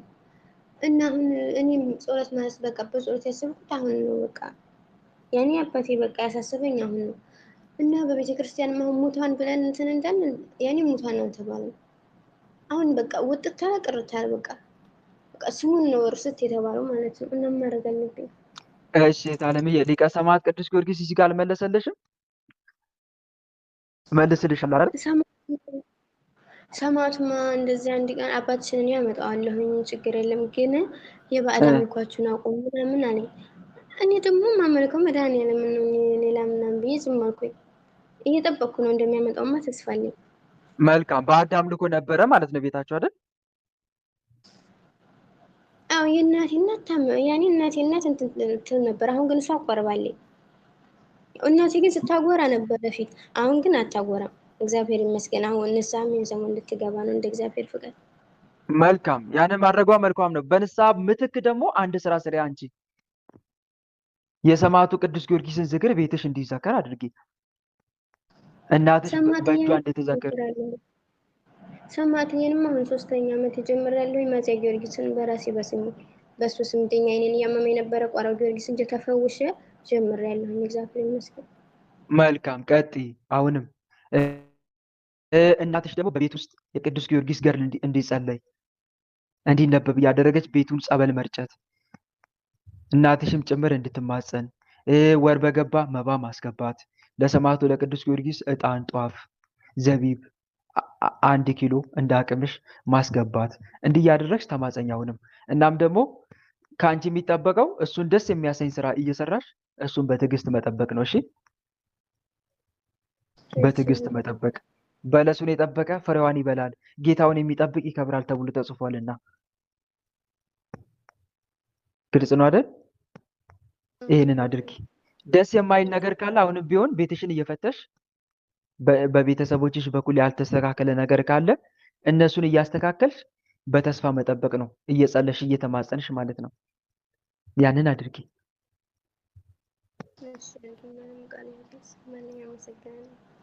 መልካም። እሺ ተራ ቁጥር ስንት ነው? 4 ነው አይደል? ላምሪ ዓመተ ሥላሴ ዓመተ ሥላሴ። እሺ በስመ ሥላሴ ሰላም በክርስቶስ ይብዛልኝ ወንድም አለሜ። አሜን። ያንቺም ሰላም ይብዛ እህቴ። እሺ ወንድሜ፣ እኔ ጥያቄ ወንድሜ በፊት በጣም ፀጉሬ በጣም ብዙ እና በጣም ረጅም ነበር ማለት ነው። እሺ እና በቃ ቀስ ቀስ እያለ በጣም መነቃቀል ጀመረ፣ በጣም ከምልህ በላይ ማለት ነው። እና አሁን ጭራሹኑ በቃ በእጅ እንኳን አበጥሬው ፀጉሬን ይቅርና በእጄ ነካ ካደረግኩት ውልቅ ነው የሚለው። ሁሉንም ሳብ ባደርገው ሁሉም ንቅል ብሎ የሚወልቅ እስከሚመስለኝ ድረስ ማለት ነው። እና በጣም ነው የሚወልቀው በቁመቱ ማለት ነው። መበጣጠስ ሳይሆን ውልቅ ነው የሚለው። አሁን በጣም ሳስቷል፣ በጣም ማለት ነው። እና በቃ በጣም ጨነቀኝ። በቃ ባዶ ምቀር እየመሰለኝ ነው። እና እስኪ የመልስል። እሺ መልካም። እንደዚህ አይነት ነገር ከዚህ በፊት የለም ነበረ? እንዳልኩ ቀስ ቀስ እያለ ነው። ይሄ ካለመቆጣጠር ምናምን መስሎኝ ነበረ፣ ግን አይደለም። ቅባት እቀባዋለሁኝ፣ አበጥረዋለሁ፣ ሰራዋለሁ ምናምን። ከዛ አይደለም በቃ በጣም ይሄ ከምልክ በላይ ነው የሚነቃቀለው ማለት ነው። ባጭሩ በቃ እሺ አልቋል። አሁን ላይ ምንም በጣም ትንሽ ነው ያለው፣ በጣም ስስት ነው ያለው። እንዲህ አይነት ችግር ለመቅረፍ ምን አይነት ዘዴ ተጠቀምሽ እስቲ አንቺ? ልክ እንደዚህ አይነት ምልክት ካየሽ ጀምሮ የአንቺን ሙከራ የአንቺን ተሞክሮ ላዳምጥና የቀረ ነገር ካለ እጨምርበታለሁ። ነው ወይስ ምንም ነገር አላደረግሽም? ምንም አላደረኩም። በቃ ማለት ከመጨነቅ ውጭ ምንም አላደረኩም። ምንድን ነው የሚሆነው እንደዚህ ምናምን እላለሁ። ማለት ከመንፈሱ ምናምን ይመስለኛል፣ ግን እሺ አላምንበትም። ማለት እንዴት ነው ቆይ እንደዚህ እላለሁ። ሀታ ራሱ ሰውነቴ ላይ ራሱ የሆነ ነገር ይወጣብኛል፣ የሆነ ጠቋቁር ነገር ምናምን፣ የሆነ ነገር ምንም ሳይሆን ገላይ የሆነ ነገር ይወጣና ከዛ በዛው አይጠፋም ቅርት ነው የሚለው ማለት ነው። ትንከባከቢዋለሽ። ብትንከባከቢም ግን እንደዚህ ይሆናል። እየተንከባከብሽውም እንደዚህ ይሆናል ፀጉሬ። መልካም። እሺ ታለምዬ፣ እነኚህ ነገሮች ከምን ሊመጡ ይችላሉ መሰለሽ? አንደኛ የፀጉርን ውበት አይቶ የሚገባ ቡዳ። ምን አይነት መንፈስ አልኩሽ? የፀጉርን ውበት አይቶ የሚገባ የቡዳ መንፈስ። ሌላስ? በፀጉር ቀለም። ከዚህ በፊት ዊግ ትቀጥይ ነበር እንዴ? ዊግ ትጠቀሚ ነበር? ኧረ አልጠቀምም። ፀጉሬ እንዳልኩ በጣም ረጅም ነው። በጣም ብዙ ሰው ወይኔ ፀጉርሽ ነው የሚሉኝ ማለት ነው። እና በጣም የሚያምረው ፀጉሬና እንደዛ ተጠቅሜ አላውቅም። የፀጉሩ ውበት አይቶ የሚገባ ቡዳ አንድ እሱን ያዥልኝ። ወይኔ ፀጉርሽ ያምራል እያሉ ያኔ እንደዛ አይነት ነገር ካለ አጋንንቱ በእነሱ አይን ይመለከታል ፀጉርሽን። ወይኔ ፀጉርሽ በዚህ አይነት አባባል ተከትሎ የሚገባ መንፈስ ቡዳ ነው። በነገራችን ላይ ጥርሷ ሲያምር፣ ፀጉሯ ሲያምር፣ ወይኔ መልኳ፣ ወይኔ ሰውነት ቅርጿ እንዴት ያምራል፣ እንደዚህ በእንደዚህ አይነት አነጋገር ይገባል የቡዳ መንፈስ። የቡዳ መንፈስ ውበትን፣ የሰውነትን ተክለ ቁመና ሊሆን ይችላል፣ የፊትን ገጽ ማማር ሊሆን ይችላል፣ የፀጉሩን ውበት ሊሆን ይችላል። ይገባል ያኔ መንፈስ ማለት ነው። ቡዳ ነው። ቀለም ነገር የፀጉር ቀለሞች አሉ አይደለ? እንደዚህ ሂና ነው የሚባለው። እንደዛ አይነት ነገሮችን ስትጠቀሚ ነበር? እና እጠቀማለሁ። ፀጉር ያበዛል ብሎኝ ሀታ አሁን ራሱ እጠቀማለሁ ማለት ነው። ያበዛል ሂና ስለሚለው። ያው ቀለም አይደለም አያወጣም ቀለም እኮ። ዞሮ ዞሮ ሂና ነው የምትጠቀሚ። ሂና ትጠቀሚያለሽ ማለት ነው? አዎ ሂና እጠቀማለሁ።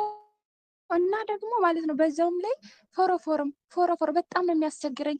በቃ ታጥቢው 2 ቀን ካደርኩኝ በቃ አልችልም። በጣም ነው የሚያሳክክ። አንድ በዛ የሚገባ መንፈስ አለ ሂናውን ተከትሎ። የአሕዛብ መንፈስ ይባላል። የምን መንፈስ ይባላል? የአሕዛብ መንፈስ። ዊግ የምትጠቀሙ እህቶቼ ካላችሁ ዊግ የምትጠቀሙ ሂና የምትቀቡ ካላችሁ ያንን ተከትሎ መንፈስ ይገባል። የአሕዛብ መንፈስ ይባላል። እንደዚሁም ደግሞ ቅባት ራሱ ስንጠቀም አሁን ቅባት ማይቀባ ሴት የለም መቼስ። አትቀቡም? ቅባት ትቀባላችሁ አይደል? ያንን ተከትሎ የሚገባም እኮ አለ የአሕዛብ መንፈስ። ጸሎት ማናደርግበት ከሆነ ጸሎት ልታደርጉበት ይገባል። ከመጠቀማችሁ በፊት ቅባቱን ራሱ አስቀድሞ ጸሎት ማድረግ። ምንም ነገር እቃ ስትገዛ እቃውን ባርከን መጠቀም ያለብሽ። ቅዱስ ጳውሎስ እንዳለው እንግዲህ የምትበሉ ወይም የምትጠጡ ብትሆኑ ወይም ማናቸው ነገር ብታደርጉ ሁሉን ለእግዚአብሔር ክብር አድርጉት እንዳለው ቆላሲስ መልእክት ላይ ማለት ነው። ቆላሲስ መልእክት ምዕራፍ 3 ቁጥር 17 ምንም ነገር ብታደርጉ በእግዚአብሔር ስም አድርጉት፣ በክርስቶስ ኢየሱስ ስም አድርጉት እንዳለው ልናደርግ ይገባል። ይህን ሳታደርግ ስትጠቀም አጋንንቱ ይገባል። በቅባት በሂና ሂውማን ሄር ወይም ዊግ ስትጠቀሙ በእነኚህ መንገድ ይገባል መንፈስ። ታዲያ እነኚህን ነገሮች ተከትሎ የሚገባ ደግሞ የዝሙት መንፈስ ሊሆን ይችላል። የዝሙትና የቡዳ መንፈስ ሊሆን ይችላል። ሩሃንያ እሱም ይገባል። የሩሃንያ መንፈስ ስለ ሩሃንያ ከዚህ በፊት ተነጋግረናል እንዴ? ሩሃንያ መንፈስ አልተማማርንም? ሩሃንያ መንፈስ ምን አይነት እንደሆነ ይሄ ወንዱ የሴት ቅላጼ ድምፅ እንዲኖረው የሚያደርግ መንፈስ፣ ሴቷ የወንድ ድምፅ እንዲኖራት ልክ እንደ አይነ ጥላ ማለት እንደ ወንድ አይነ ጥላ ሴቷ ጋር እንደ ወንድ አይነ ጥላ እንዳለው ማለት ነው። እንደ ወንድ እንድትራመድ ጡንቻ እንድታወጣ የሚያደርግ መንፈስ ማለት ነው። የሌዝቢያን መንፈስ ማለት ነው። ሩሃንያ ማለት ባጭሩ ሰዎችን የለየለት ሴሰኛ ዘማዊ የሚያደርግ መንፈስ ማለት ነው። ትክክለኛ ወሲባዊ ግንኙነትን ተቃራኒ ወደሆነ ሴሰኝነት፣ አመንዝራነት የሚቀይር መንፈስ ማለት ሩሃንያ፣ እሱም ይገባል። ሩሃንያ፣ የሄርሜት መንፈስ፣ የአሕዛብ መናፍስት እነኚህ ይገባሉ። ሌላው ጋኔል፣ የመተት፣ የልክፍት መናፍስት እነኚህም አብረው ተከትለው ይገባሉ። ታዲያ መናፍስቶቹ ጸጉር ላይ ካደፈጡ ምን አይነት ምልክቶችን ሊያሳዩ ይችላሉ? አሁን እታችን የተናገረችው አንዱ ማሳያ ነው። ምን ነበር ያለችው? ምን ያስቸግረኛል ነበር ያለችው? እስቲ ንገሩኝ። ቅድም ሰምታችኋት ከሆነ ፎሮፎር ነው አይደል ያለችው? ባልሳሳት አይደል እህቴ? ፎሮፎር። ሌላስ ምን አይነት ምልክት አለ? እስቲ ሌላስ ምን ነበረ የሚታይብሽ ምልክት? እስቲ ንገሩኝ። የጸጉር መነቃቀል። ሌላስ? እስቲ ራሷ ትናገር ካለች። የለሽም? ጠይቀሽ ወጣሽ ወይስ ኔትወርክ ነው? እና እነኚህ ምልክቶችን እናያለን። አንደኛ ፎሮፎር እናያለን። ሁለተኛ የራስ ድርቀት፣ የጸጉር ተነቅሎ ማለቅ፣ የጸጉር መመለጥ፣ የቅማል መብዛት። አዎ እንደዛ ያደርጋል። የቅጫምና የቅማል መብዛት እንዲሁም የጸጉር መቅላት። ጸጉራችሁ ይቀላል። ብዙዎች ለምንድን ነው ሂና የሚቀቡት? ጸጉራቸው ቀይ ሲሆን ያንን ወይም ደግሞ እንትኑ ለመለወጥ ይጠቀሙበታል። የጸጉር መቅላት፣ መሳሳት፣ ያለ ጊዜው መሸበት። ጸጉራችሁ ሊሸበት ይችላል ያለ ጊዜው ማለት ነው። እነኚህ ምልክቶችን ልታዩ ትችላላችሁ፣ መናፍስት ጸጉር ላይ ሲቀመጡ ማለት ነው። እና ምን እናድርግ ነው ዋናው ምን እናድርግ? ቅድም የነገርኳችሁን እንዳትረሱ። ቅባት ስትጠቀሙ ጸሎት አድርጋችሁበት ተጠቀሙ። ሂና ይፈቀዳል? ሂውማን ሄር፣ ሌሎች ነገሮች ይፈቀዳሉ? አይፈቀድም እንደ ሃይማኖት። በነገራችን ላይ እነኚህን ያስተማሩ መናፍስቶች እኮ አሉ፣ በጥንት ጊዜ ነበሩ። እና አዛዚኤል እኮ ናቸው። እነሱ ማዚያ የወደቁ መላእክት የተባሉት እነሱ ናቸው እኮ። መጽሐፈ ሄኖክ ላይ ተጽፏል እኮ የምንዝር ጌጦች የሚባሉት እነኚህ ናቸው። እነኚህን ነገሮች ያስተማሩት ለሰው ልጆች እነሱ ናቸው። እንሶስላ መቀባትም ያስተማሩት እነሱ ናቸው። እንሶስላ መቀባት፣ ሊፕስቲክ፣ አሁን የመጡት በአሁን ዘመን የሚደረገው በሙሉ በእነሱ ጊዜ ተደርጓል። ሄኖክ ማለት የአዳም 7ኛ ትውልድ ነው። ደብረ ቅዱስ ላይ የሚኖሩ ነበሩ አይደል? እነ ደቂቀ ሴት የሚባሉ የቃይንን ልጆች ተመልክተው የቃየል ልጆች በጣም ደመግቡ ሴቶች ተወልደውላቸው ነበረ። ኧረ የቃየል ልጆች ላይፋቸውን እየቀጩ አይደል እንዴ? እኛ እዚህ ላይ ደብር ቅዱስ ላይ ተቀምጠን ቅዱስ ቅዱስ ከማለት ውጪ ምን አገኘናሉና ወረዱላቸው። ከዛ ለራሳቸው አንዳንድ ሴት መረጡና አገቡ፣ ደረሱባቸው ይላል መጽሐፉ። ከዛ ራእይቶችን ወለዱ። ራእይት ወይም ኔፍሊሞች የሚባሉ ቁመታቸው 3000 ክንድ የሚያክል ሰዎች። አስባችሁታል? ስንት ክንድ የሚያክሉ? 3000 ክንድ። 3000 አስቡት። እንደዛ አይነት ሰዎች ተወለዱ። ደግሞ እኮ ይሄን ኃጢአት ሲፈጽሙ ተማምለው ነው በአርሞኒየም ተራራ ላይ።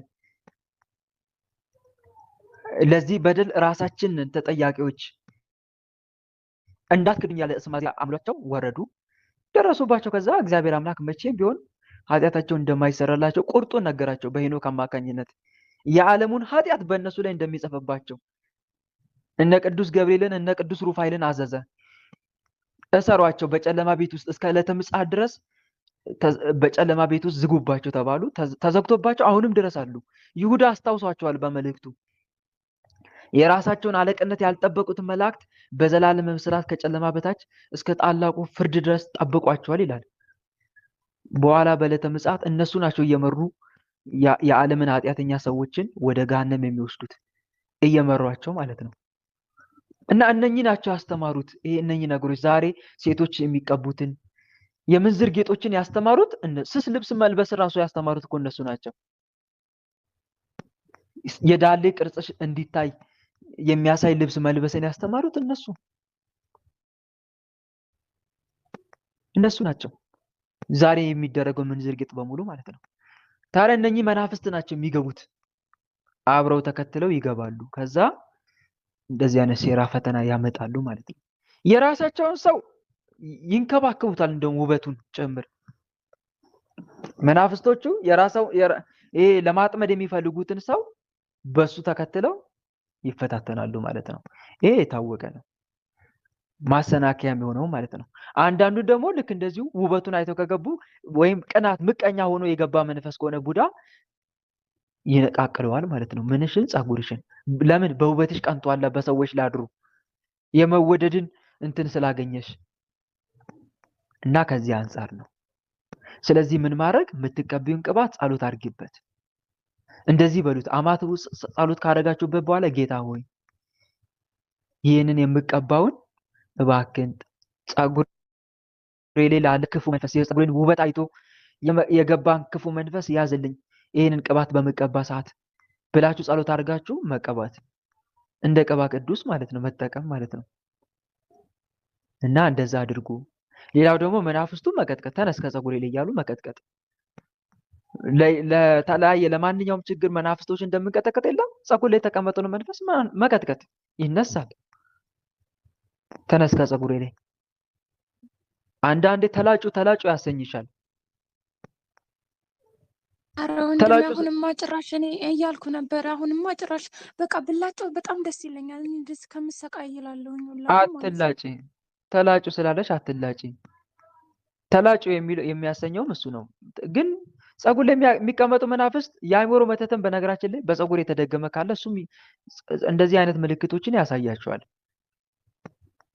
አሁን ከቅድሙ ስዘረዘርላቸው የነበሩ ምልክቶችን የአእምሮ መተት በጸጉር በተለይ ጸጉር ተቆርጦ የተደገመ ከሆነ እንዲህ አይነት ምልክቶችንም ልታዩ ትችላላችሁ። እና እነሱ ናቸው እንደዚህ አይነት ምልክቶችን የሚያመጡት። ስለዚህ መናፍስቶችን መዋጋት ነው ያለብሽ እንጂ የእነሱን ፈቃድ መፈጸም የለብሽም። ተዋጊያቸው። ተነስ ከጸጉሬ። ቅባ ቅዱስ መቀባት። እነኚህን ነገሮች እየተጠቀምሽ መናፍስቶችን ተዋጊያቸው፣ ይነሳሉ። በእምነት መጀመሪያ እግዚአብሔርን ጠይቂው። ከዛ መናፍስቶችን ትቀጠቅጫለሽ፣ ትቃወሚያቸዋለሽ ማለት ነው። ይሄን አድርግሽ ይነሳል። ግልጽ ነው? እሺ እንደማለን። አመሰግን። መልካም። እሺ ተራ ቁጥር ስንት ነው? 5 ተራ ቁጥር 5 ወለተ ኪዳን ማን ነው? የድንግል ማርያም ልጅ ይቅርታ፣ የድንግል ማርያም ልጅ አለሽ? የድንግል ማርያም ልጅ ተራ ቁጥር 5 ተራ ቁጥር 6 ወለተ ማርያም የራማው ልዑል ቅዱስ ገብርኤል ተራ ቁጥር 6 ከሌለሽ ተራ ቁጥር 7 ቁስጥ 5 የኔ ነው። ይቅርታ። እሺ ፈጠን ፈጠን እያላችሁ ግቡ። ተዘጋጅታችሁ ጠብቁ ከራታችሁ በፊት። እሺ ቀጥይ። እሺ ወንድሜን ለሚጠይቀው ጥያቄ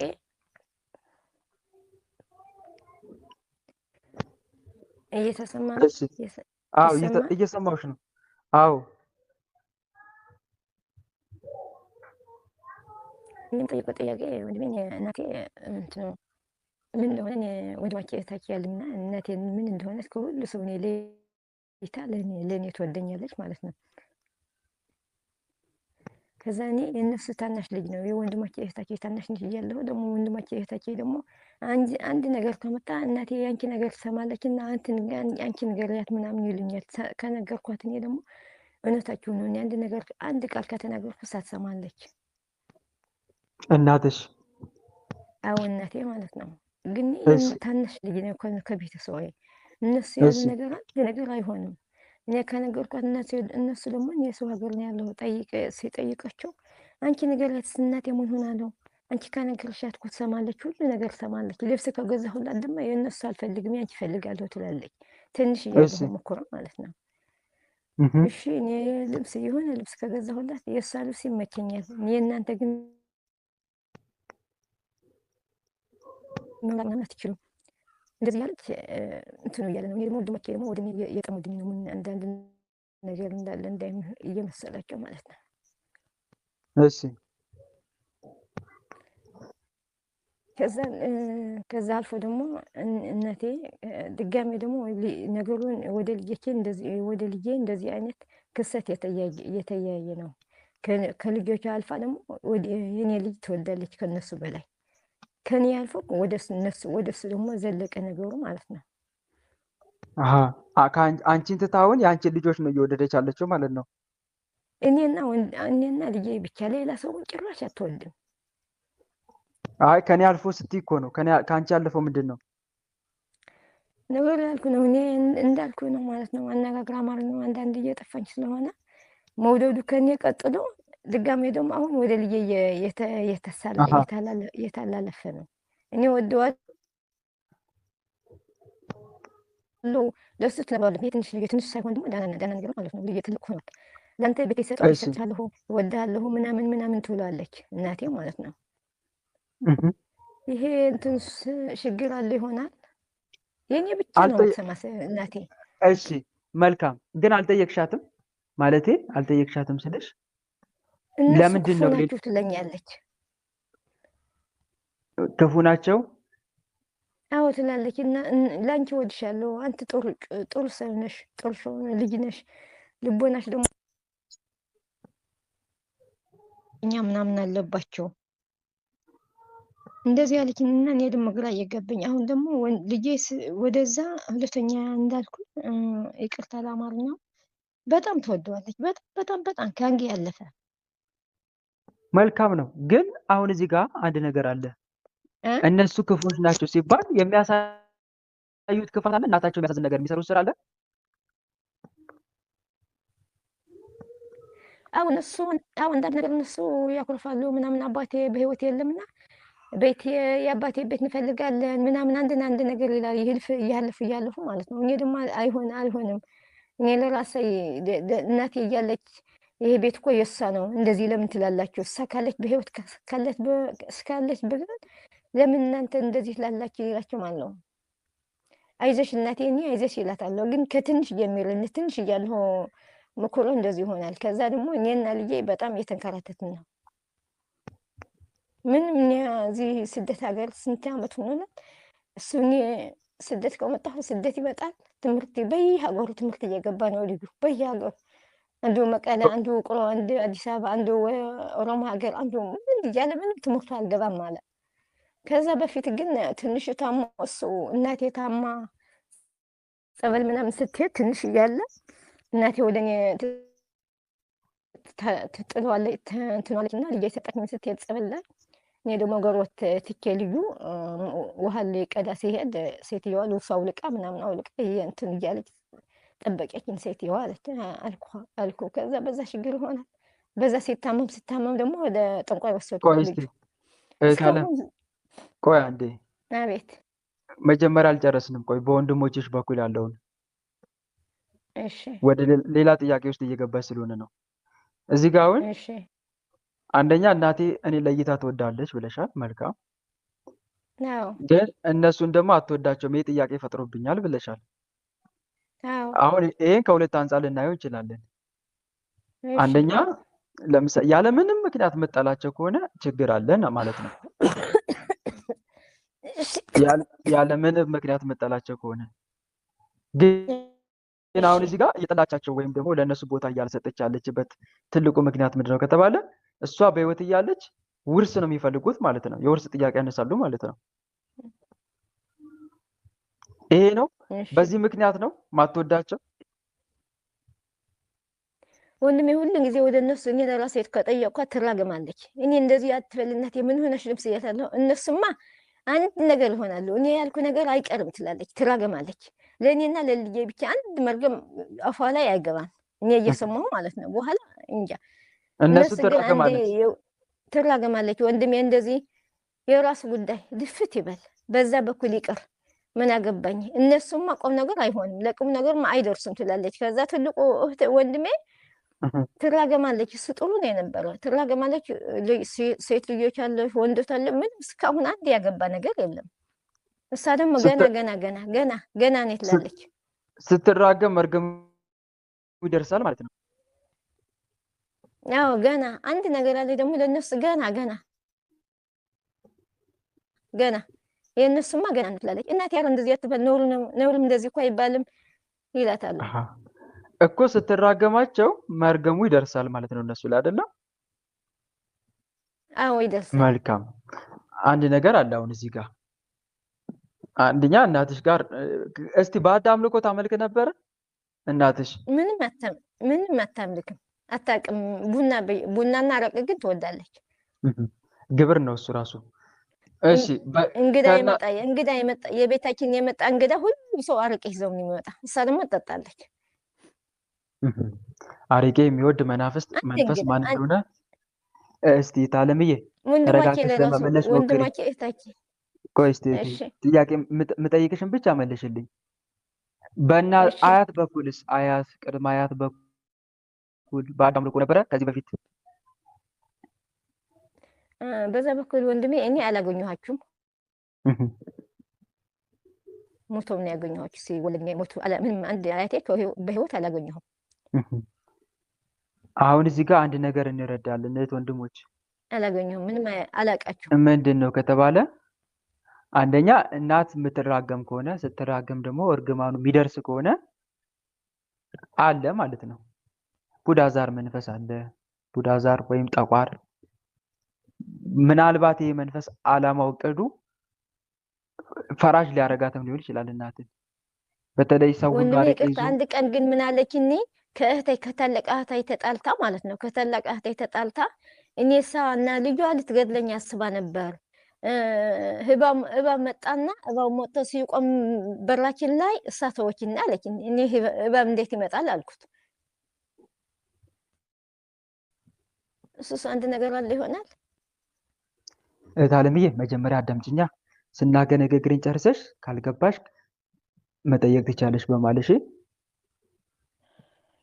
እሺ እዚህ ጋር የምንረዳው አንድ ነገር አለ። የመጀመሪያው ምልክት ምንድን ነው ካየን የእናቲቱ መራገም ነው። ስትራገም ደግሞ እርግማኑ መድረሱ ነው። አንደኛ ይሄ ዛር መንፈስ እናት ላይ ካለ፣ በነገራችን ላይ እናት ጋር የመጣ መንፈስ ከየትም አይደለም፣ ከአያት ከቅድመ አያት ነው የሚመጣው። አያት ቅድመ አያትን የሚያስገብር ከሆነ ምናልባት የገደላቸውም እሱ ሊሆን ይችላል። ሞቶ ነው ያገኙት ካልሽ የገደላቸውም እሱ ሊሆን ይችላል፣ ግብሩ ማለት ነው። ከዛ በኋላ እሷ ላይ ሆኖ ሊሆን ይችላል። ባታመልከው እንኳን መንፈሱ እሷ ላይ ይቀመጣል።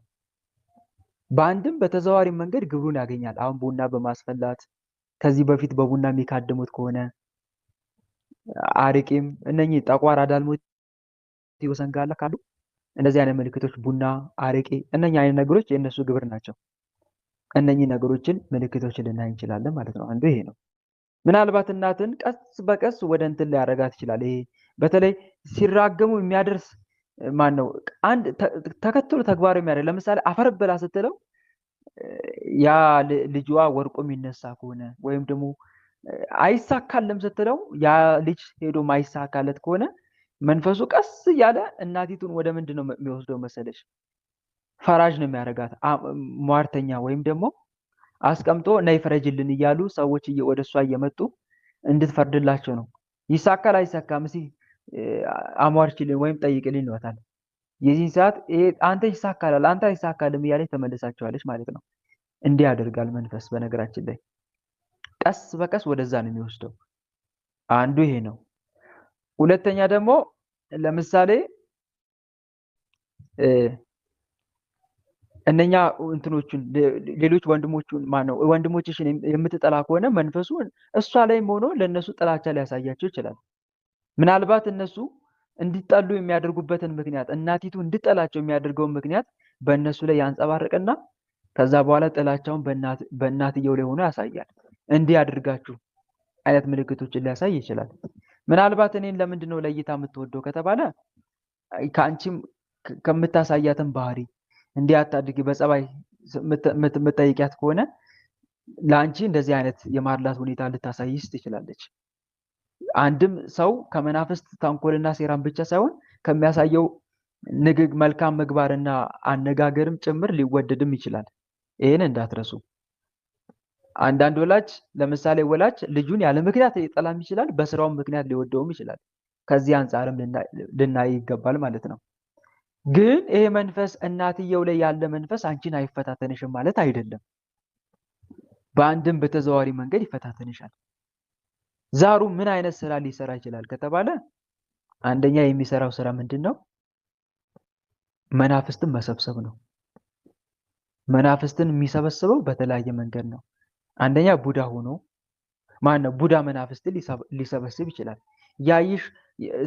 ከሚያዩሽ አይን እየተነሳ መናፍስት ወደ አንቺ እንዲመጡ። ሁለተኛ ደግሞ በመተት መልኩ በምቀኝነትም ይልካል ማለት ነው። ወይም ደግሞ ያመጣል። ሰዎች በምቀኝነት እንዲነሱብሽ እያደረገ። ማንከራተቱ ደግሞ ለምንድን ነው ከተባለ ለምሳሌ ቤተሰቦችሽ የምትለውጫቸው ከሆነ ሰርተሽ እንዳያልፍልሽ ብኩን ሆነሽ እንድትቀሪም ሊሆን ይችላል። እና ከዚህ አንጻር ነው የመጣው ማለት ነው። ከዚህ ጋር ነው የሚያያዘው ታለምዬ፣ እኔ እንደተረዳሁት ከሆነ። ለበለጠ ደግሞ ሱባኤ ግቢና እግዚአብሔር አምላክሽን ጠይቂ በሱባኤ። ግልጽ ነው። አሁን ያልገባሽን መጠየቅ ትችላለሽ። እሺ ወንድሜ፣ አንድ ጥያቄ ጠይቀው ነገር ያለ በዚህ ጉዳይ ላይ ያልገባሽ አለ? አሁን ባብራራሁት ላይ ምንም ተቀብዬዋለሁ። እሺ አንድ ጥያቄ ልጠይቅ። ከዛ ሱባኤ ገብተሽ ታውቂያለሽ? ባልኩ ነገር ቆይ እስኪ ሱባኤ ገብተሽ ታውቂያለሽ? አልገባሁም። ቤቱ አይመችም፣ ያሮ ቤት ስለሆነ ሴትዮዋ ዝም እንትን ጊዜ አትሰጠኝም።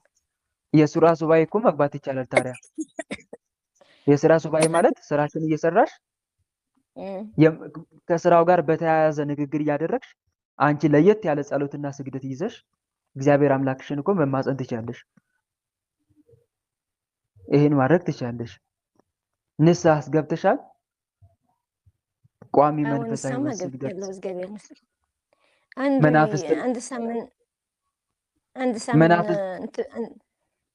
መናፍስትን መቀጥቀጥ እንደዚህ አይነት መንገዶች ውስጥ ገብተሻል?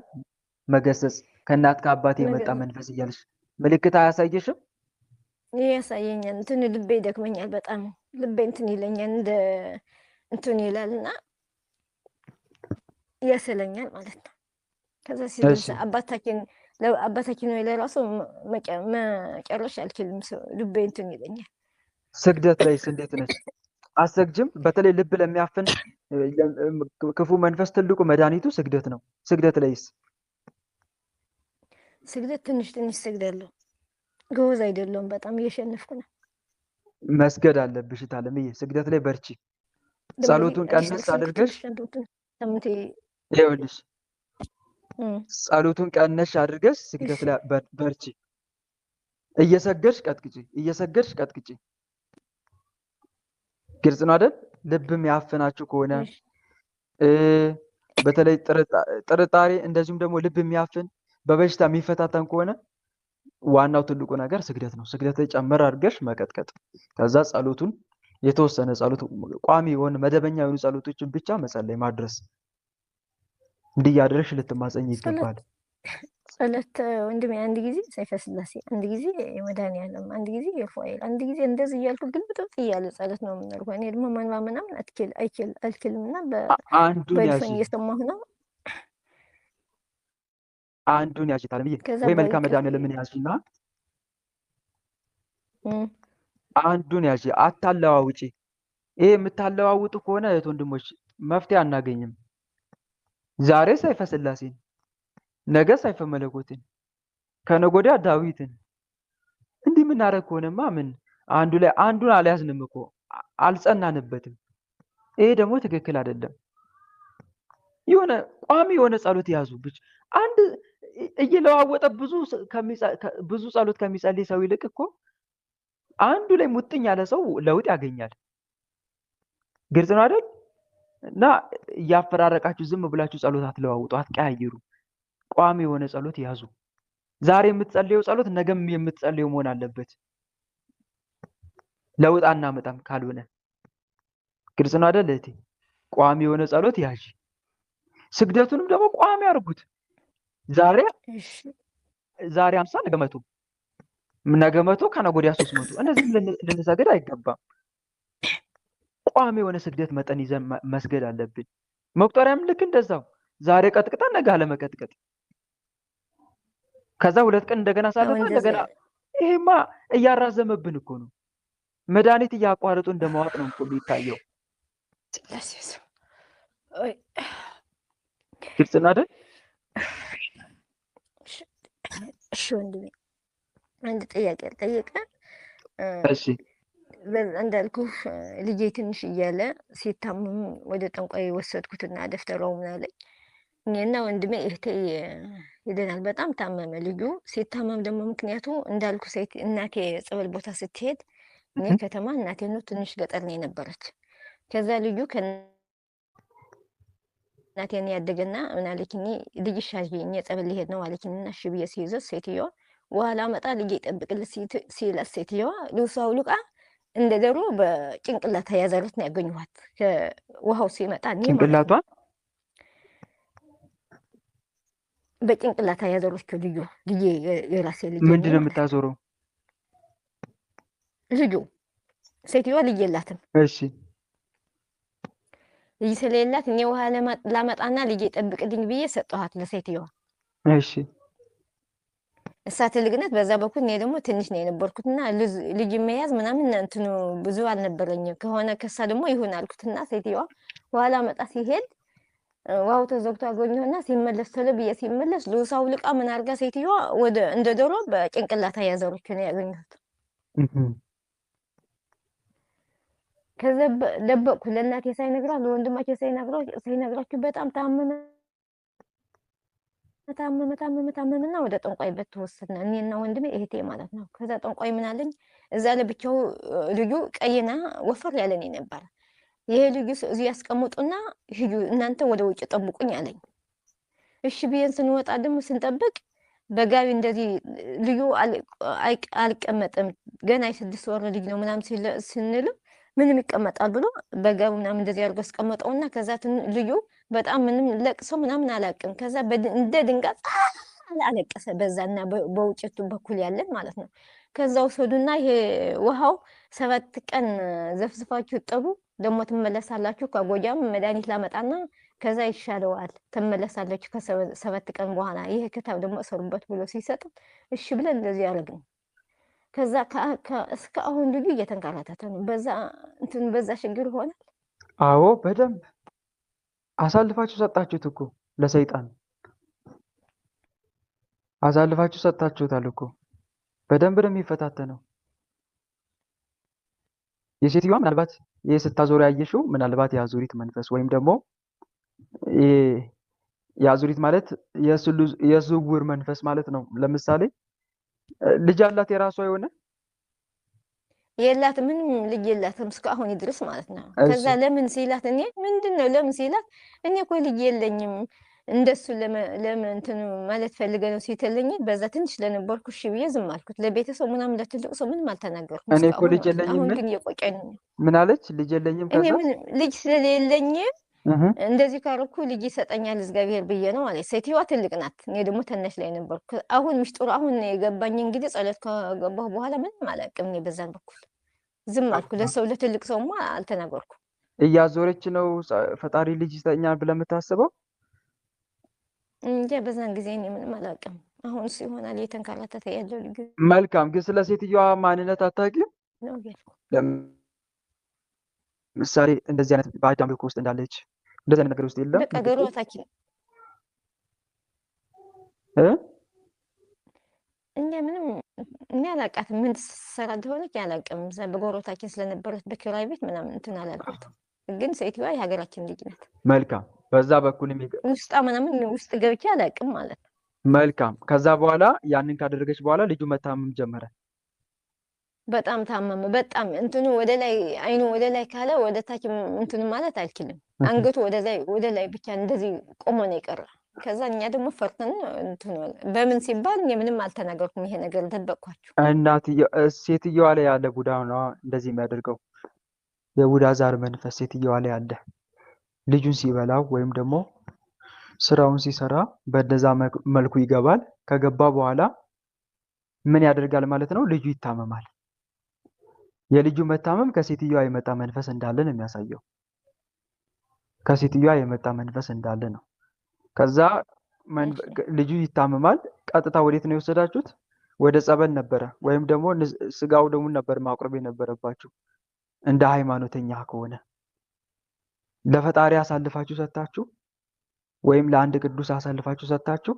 ከዛ በኋላ ቅዱስ ቁርባን እንዲቀበል አከታትሎ ማቀበል ነበረ። መንፈሱ አብሮት እንዳድግ ገባ አይደለ? ገብቶ አሳምመው አይደል? ከዛ መንፈሱ አብሮ እንዳድግ የሚከለክለው ምንድነው ካላችሁኝ ቅዱስ ቁርባን ነበረ በሰዓቱ። ግን እናንተ ወዴት ነው አሳልፋችሁ የሰጣችሁት? ለጠንቋይ። ይሄ ደግሞ ከድጡ ወደ ማጡ አሳልፋችሁ ሰጣችሁት፣ ወይም ህልሙን አሳካችሁለት ማለት ነው። ከዛስ መናፍስትን ሸምቶ ነው ሰብስቦ ነው የሚወጣው ልጁ።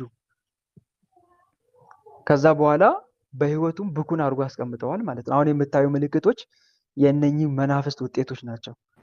ስለዚህ መውሰዱ በራሱ ኃጢአትነት አለው? አዎ በደንብ ኃጢአትነት አለው። ንስሐ ራሱ ያስፈልገዋል። ንስሐ አልገባሽበትም? በዚህ ላይ ገብቻለሁ። ስለዚህ እግዚአብሔርን ማረኝ፣ ባለማወቅ ያደረኩትን ልጄን ለዚህ ለመናፍስት አሳልፌ በመስጠቴ እባክህ ይቅር በለኝ። በእኔ ስህተት ልጄ እየተሰቃየ ነው። ልጄ ላይ የገቡትን የጠንቋይ መናፍስት ከሴትዮዋም የመጣውን መንፈስ በሙሉ እባክህ ነቅላ አውጣልኝ፣ ልጄን ነፃ አድርግልኝ እያልሽ እያለቀሽ ተማጸኝለት። ግልጽ ነው አይደል? ያንን አድርጌ ከዛ ልጅሽ ነው አይደል? ልጅሽ ከሆነ ደግሞ መናፍስቶችን መሳብ ትችላለሽ። ልጅሽንም ደግሞ ንስሐ እንዲገባ ቅዱስ ቁርባን እንዲቀበል ማድረግ አለብሽ። ንስሐ ገብቶ ቅዱስ ቁርባን ሲቀበል አቤት እሺ ንስሐ ገብቶ ቅዱስ ቁርባን ሲቀበል እነኚህ መናፍስቶች ስራቸውን ያቆማሉ ወይም ይታሰራሉ። ምክንያቱም አንድ ሰው ንስሐ ገብቶ ስጋው ደግሞ ሲቀበል እርሱነቱ ያጋንት ሳይሆን ያጋንት መሆኑ ቀርቶ የእግዚአብሔር ልጅ ነው የሚሆነው። ስጋዬን የሚበላ ደሜን የሚጠጣ እኔ በእርሱ ውስጥ እኖራለሁ እንዳለ ጌታ። ስለዚህ መናፍስት አሁን ስለተቆጣጠሩት ነው የሚያበራው የሚያንከራትተው። ምንም በቃ ወንድሜ የኔ እንትን እንደሆነ ያውቃለሁ፣ ችግሩ የኔ እንደሆነ ደግሞ በሱ ነው እንትን ደግሞ ፈተና ይበዛብኝ። ወደ ሀገር ሁሉ የተንከራተተ ስራ ይከፈትለታልና አንድ ሳምንት ከቆየ ከዛ ዱር ብሎ ጠፍቶ ይወጣል። አሁን ማድረግ ያለበት ወደ ስራ ከመሄዱ በፊት ምንድነው ማድረግ ያለበት? መጀመሪያ የነፍሱ መዳን ይፈልግ።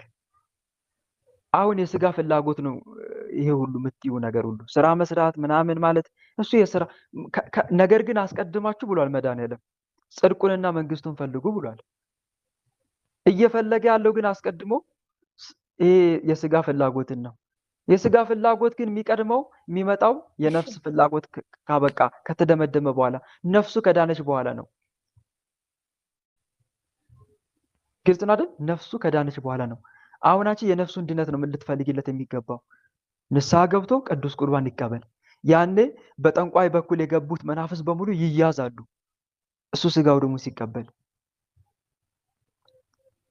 አንቺም ደግሞ ወደ ንስሐ ይወራው እንዲያመራው መናፍስቶችን በሙሉ እንዲይዝለት ጌታ ሆይ እባክን በእኔ ምክንያት ልጄ አይሰቃይ፣ እኔ ነኝ ጠንቋይ ቤት የወሰድኩት መልካም ያደረግኩ መስሎኝ ያንተን አዳኝነት ረስቼ ባለማወቄን አድርጌያለሁና እባክህ የልጅነቴ መተላለፍ ኃጢአት ይቅር በለኝ፣ የቀደመውን በደሌን አታስብብኝ እያልሽ ተማጸኝ እያለቀሽ።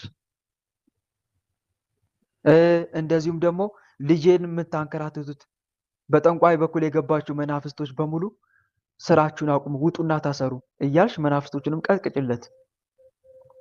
መናፍስቶቹ በነገራችን ላይ ልጅሽ ላይ ብቻ ሳይሆን አንቺ ጋር ይኖራሉ።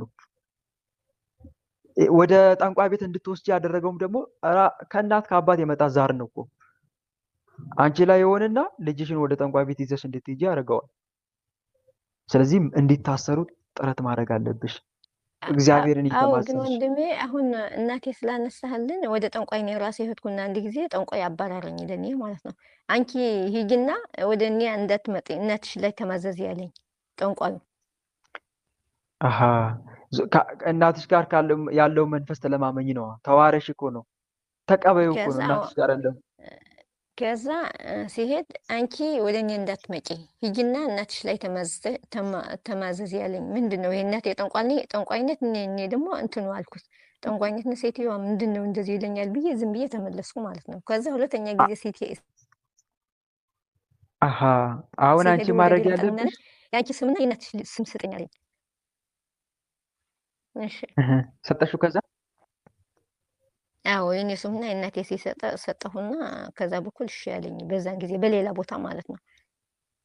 ይሄ ማለት ደግሞ እናትሽንና አንቺን አስረክቢ ለኔም እንደማለት እኮ ነው። የአንቺንና የእናትሽን ስም መጠየቁ እናትሽንና አንቺን አስረክቢ ለኔ ስጭኝ ነው። እናትሽንም ሆነ አንቺን ከአንቺ እጅ ልቀበል እንደማለት እኮ ነው። ከዛ አሳልፎ እንደመስጠት ነው። ተረዳሽ አይደል? ግን ማድረግ ያለብሽ ነገር አሁን መቃወም ነው ያለብሽ። ግልጽ ነው አይደል? መቃወም። የምትቃወሚው ደግሞ ንስሐ ገብቶ የእግዚአብሔርን ይቅርታ በመጠየቅ መናፍስት ጠሪዎችን ጠንቋዮችን በሚከተል በዚያ ሰው ላይ ፊቴን አከብዳለሁ ይላል እግዚአብሔር አምላክ። ጠንቋይ ቤት መሄድ ደግሞ እግዚአብሔር እጅግ የሚጠላው ኃጢአት ነው እና የእግዚአብሔርን ይቅርታ ተማጸኝ። ይቅር ብሎሽም ደግሞ መናፍስቶችን እንዲይዝልሽ ስራቸውን እንዲያስቆምልሽ ህይወትሽን ወደ ቤትሽ ጥሪ፣ ወደ ህይወትሽ ጥሪ እግዚአብሔር አምላክን። እናትሽንም በምህረቱ እንዲጎበኝ፣ እናትሽ ደግሞ ኢትዮጵያ ካለች ወደ ንስሐ ህይወት እንድትመራ አድርጊያት። አንቺን ትሰማሻለች አይደል? ትሰማኛለች፣ ምነግራትን ትሰማኛለች ብለሻል። ስለዚህ ይሄን ተጠቅመሽ ወደ ንስሐ ህይወት ምከሪያት፣ ንስሐ እንድትገባ አልኳት። ወንድሜ ምን አልኳት መሰለሽ? እናቴ ንስሐ ገብተሽ ስጋ ደግሞ መቀበል እኮ ሁሉን ጊዜ ያስፈልጋል። አንቺ የቄስ ሚስት ነው ምንድነው ስጋ ደግሞ ሁሉ ጊዜ። አባቴ ደግሞ በህይወት የለም፣ ግን ትንሽ እያለሁ እኔ ነው የሞተው ማለት ነው። ለምንድነው እኔ ሲላት ከዛ ተነስታ እንደ ምንድነው የነገርኩትና በሶስት ቀኑ ስጋ ደግሞ ተቀብላ መጣች። በሶስት ቀኑ በሶስት ቀኑ እኔ ነገር ንስሐ ሳትገባ እናቴ ንስሐ ግብና አዎ እሺ እገባለሁ ማለት እሺ ይህንና ስጋ ደግሞ ተቀበለች። እኔ ነገር ልቀበል ነው ሲደውልላት እኔ ነገር ልቀበል ነው ያለችኝና እኔ ደግሞ ግራ ገብቶኛል። ንስሐ እናቴ ሲላት ቀስ ብዬ ይገባለሁ እንትኑ። ከዛ አሁን ደግሞ ምን መሰለህ ሊያስቀስፋት ነው እንትኑ የእናቴና የእህታቸው ወንድማቸው አባት ንስሐ ደፍተሯ ነው። እኔ ሲነግራቸው ይሄ ሰውዬው ደፍተሯን ሲላቸው ደግሞ አያውቁ አረ ነገር ታመጣለች ልዩ አንቺ ምን ነካሽ ይልኛል። እሱ ደፍተር አይደለም ቀሴ ነው ያሉኝ። ከዛ እሱ ግን ምን ያደርጋል መሰለህ አንድ ጊዜ ምን አለኝ አንቺ ለምን አንድ ልጅ ወልደሽ ቀረሽ አለኝና ከዛ ከሀገር ገብቼ ሲሄድ አይ እሱማ የእግዚአብሔር ፈቃድ ሆኖ ነው ሲለው አይ እኔማ ጥበብ አለኝ አለኝ። ለምንድን ነው ሲለው ፈርሲ በግ ታርዳለች እና ፈርሱ ትታጠባለች፣ ደሙ ትጠጣለች፣ ክታብ ይሰጥሻለሁ። ከዛ በኩል ደግሞ ድገም ልደግምልሽና ትታጠባለች በዛ በኩል አለኝ። ላዋርስሽና መንፈስ እንደማለት ነው ባጭሩ። እኔ እንደዚህ አልፈልግም አልወድም አልኳት። ከዛ ይሄ ልጅ እቺ ልጅ እናንተ ከዛ ለእናቴ ነገራት። እሱ እኮ ቀሽ ነው ነው ምን ነካሽ አንቺ ልጅ? አንድ ልጅ ወልደሽ ቆመሽ ትቀራለሽ እንዴ? ትዳር የለሽ ምን የለሽ ማለኝ። እሱ ይሰጠኛል መድኃኒዓለም ይሰጠኛል አልኳት። ኧረ ደግሞ ካህን ሆነሻል እንዴ ቄስ ሆነሻል አለኝ። እሱ ችግር የለም ብዬ ዝም አልኩ። ግን በእንትኑ እንደዚህ እንትኑ ምንም አላውቅም። እንደዚህ ዝም ብሎ ነው ያናገረኝ እንጂ ሃይማኖት እኔ እንትን ጠንካራ እንደዚህ መሆኑ አላውቅም። ጭራሽ እዛ ገጠር ነው ያደግኩት ማለት ነው። መልካም። አሁን ራሱ እታለ ሰዓት ስለሌለ ነው በመሀል ጣልቃ እየገባሁብሽ ያለሁት። እሺ ችግር የለም። እዚህ ጋር መረዳት ያለብሽ ነገር አለ። እናትየዋ ዝም ብላ ሄዳ መቀበሏ በጣም አደጋ አለው። እሺ አደጋ አለው ማለቴ ሊያስቀስፋት ሲፈልግ ነው፣ ወይም ደግሞ ስጋው ደግሞ መፈራረጃ እንዲሆንባት ነው። መዳኛ ሳይሆን መፈራረጃ። ጠቋር ደግሞ ደፋር ነው እንዲያደርጋል። ያለንሳ ዝም ብለን ሄደን በድፍረት ስጋው ደግሞ አንድ ጊዜ እኮ ትቀበላለች። ቆይ አንዴ እህቴ፣ በመሀል ጣልቃ መግባት ተገቢ አይደለም እያብራራሁ እያለ እና ስጋው ደግሞ እንድትቀበል ያደርግና ከዛ በኋላ ምን ያደርጋል? እንድትቀሰፍ ወይም ደግሞ እንድትሞት። በጣም ይሄ ደግሞ ከባድ ነው። እንደዚህ አይነት ስራዎች እንድትሰራ ያደርጋል። ሁሉ ጊዜ የምትቀበልም ከሆነ ታይ ነው ማለት ያለብሽ። መጀመሪያ ንስሐ ግቢ፣ እውነተኛ ንስሐ አባት ያዢ ነው ማለት ያለብሽ። ይሄ ደግሞ ደብተራ ነው። እንደዚህ ብሎኛል፣ በፈርስ ታጠቢ እንዲያደርግ ብሎኛል። በፈርስ በመታጠብ እንደዚህ አይነት ነገሮችን በመጠቀም ልጅ አይገኝም። ልጅ የሚሰጠው እግዚአብሔር እንጂ በፈርስ መታጠብ አይደለም ልጅ የሚያስገኘው። ካህን ቢሆን ካህን እንደዚህ ብሎ አይመክርም። ካህን ቢሆን ጸሎት ጸልይ፣ እግዚአብሔርን ተማጸኝ ይላል። እሱም በጸሎት ይጸልያል። አቡነ ዘበሰማያት ጸልዮ ያሰናብታል እንጂ እንዴት እንደዚህ አይነት ምክር ይመክራል? በጭራሽ እንዳታደርጊ ብለሽ አጥብቀሽ እናትሽ ላይ ስራ መስራት አለብሽ። የእናትሽን ሰሚነት ምክንያት አድርገሽ ግን እናትሽን ከመምከረሽ በፊት አስቀድመሽ እግዚአብሔርን ተማጸኙ። ጌታ ሆይ እናቴ የምመክራትን ምክር እንድትቀበል አድርጋት፣ የምነግራትን ነገር እንድትሰማ አድርጋት ብለሽ እናትሽን ምክንያት በማድረግ ሱባኤ ግቢና እግዚአብሔር አምላክን ተማጸኝ። በአንደበቴ የሆነ እናቴን ተናገራት፣ ከዚህ ከስህተት አካሄዷ መልስልኝ በይው። ከዛ በኋላ አጥብቀሽ ንገሪያት። እናቴ ያለ ንስሐ የምትቀበይ ከሆነ ለፍርድ ነው እየተቀበልሽ ያለሽው ብለሽ ምከሪያት በደንብ አጥብቀሽ ማለት ነው። ከዛ በኋላ ተጸጽታ ንስሐ ገብታ ነው ሌላ ንስሐ አባት ይዛ ስጋው ደግሞ መቀበል ያለባት እንጂ ዝም ብላች ሄዳ የምትቀበል ከሆነ ጥሩ አይደለም። እግዚአብሔር ለምንድን መሰለሽ ያልተቀሰፈችው ያልተጠራችው? እግዚአብሔር ታጋሽ አይደል? መሐሪና ይቅር ባይ አይደል? ዛሬ ነገ ትመለሳለች ብሎ ይጠብቃል። እና ከዛ አንፃር ነው እንዲህ አይነት መቀበል ደግሞ ለድፍረት ለኃጢአት ቅሰት እንጂ ለድነት አይሆንምና አጋንቱ ደግሞ ያውቃል ለድፍረት እየተቀበለች እንደሆነ። ደስ ነው የሚለው። ሂጂ ተቀበይ ነው እንደሚላት እንኳን ከማራቅ እንድትቀበል ነው የሚገፋፋት። እና ይህንን መጠንቀቅ ያስፈልጋል። ንገሪያት አጥብቀሽ። እግዚአብሔርም ደግሞ ከእንደዚህ አይነት ህይወት እናትሽ እንድትወጣ አጥብቀሽ ተማጸኝ። ምክር ብቻውን ዋጋ የለውም። ከጸሎት ጋር ከሆነ ነው ስራ የሚሰራው። ይሄን አድርጊ እና ይሄን ይመስላል። እሺ ወንድሜ፣ አንድ ትንሽ ብቻ ትንሽ ጨርሰናል። የታለምዬ ትንሽ ወንድሜ 12 ሰዓት እያለ በትዳር ይሄ ታች የትዳር ብዬ ነው። አንድ ደቂቃ ብቻ ስጠኝ። እሺ መልካም ጠይቂ። እኛ 4 ሴት ልጅ ያለኝና ሁላችን ግን ከትዳር ተፋተና ያለኝ ማለት ነው። በሳ ሰበብ ይሆናል፣ በእናቴ ርግማን ይሆናል። እቺ ብቻ ነው የምልስልኝ። ታለምዬ ዛሩ እኮ ህይወትን ነው የሚቆጣጠረው። አልተረዳሽም እንዴ?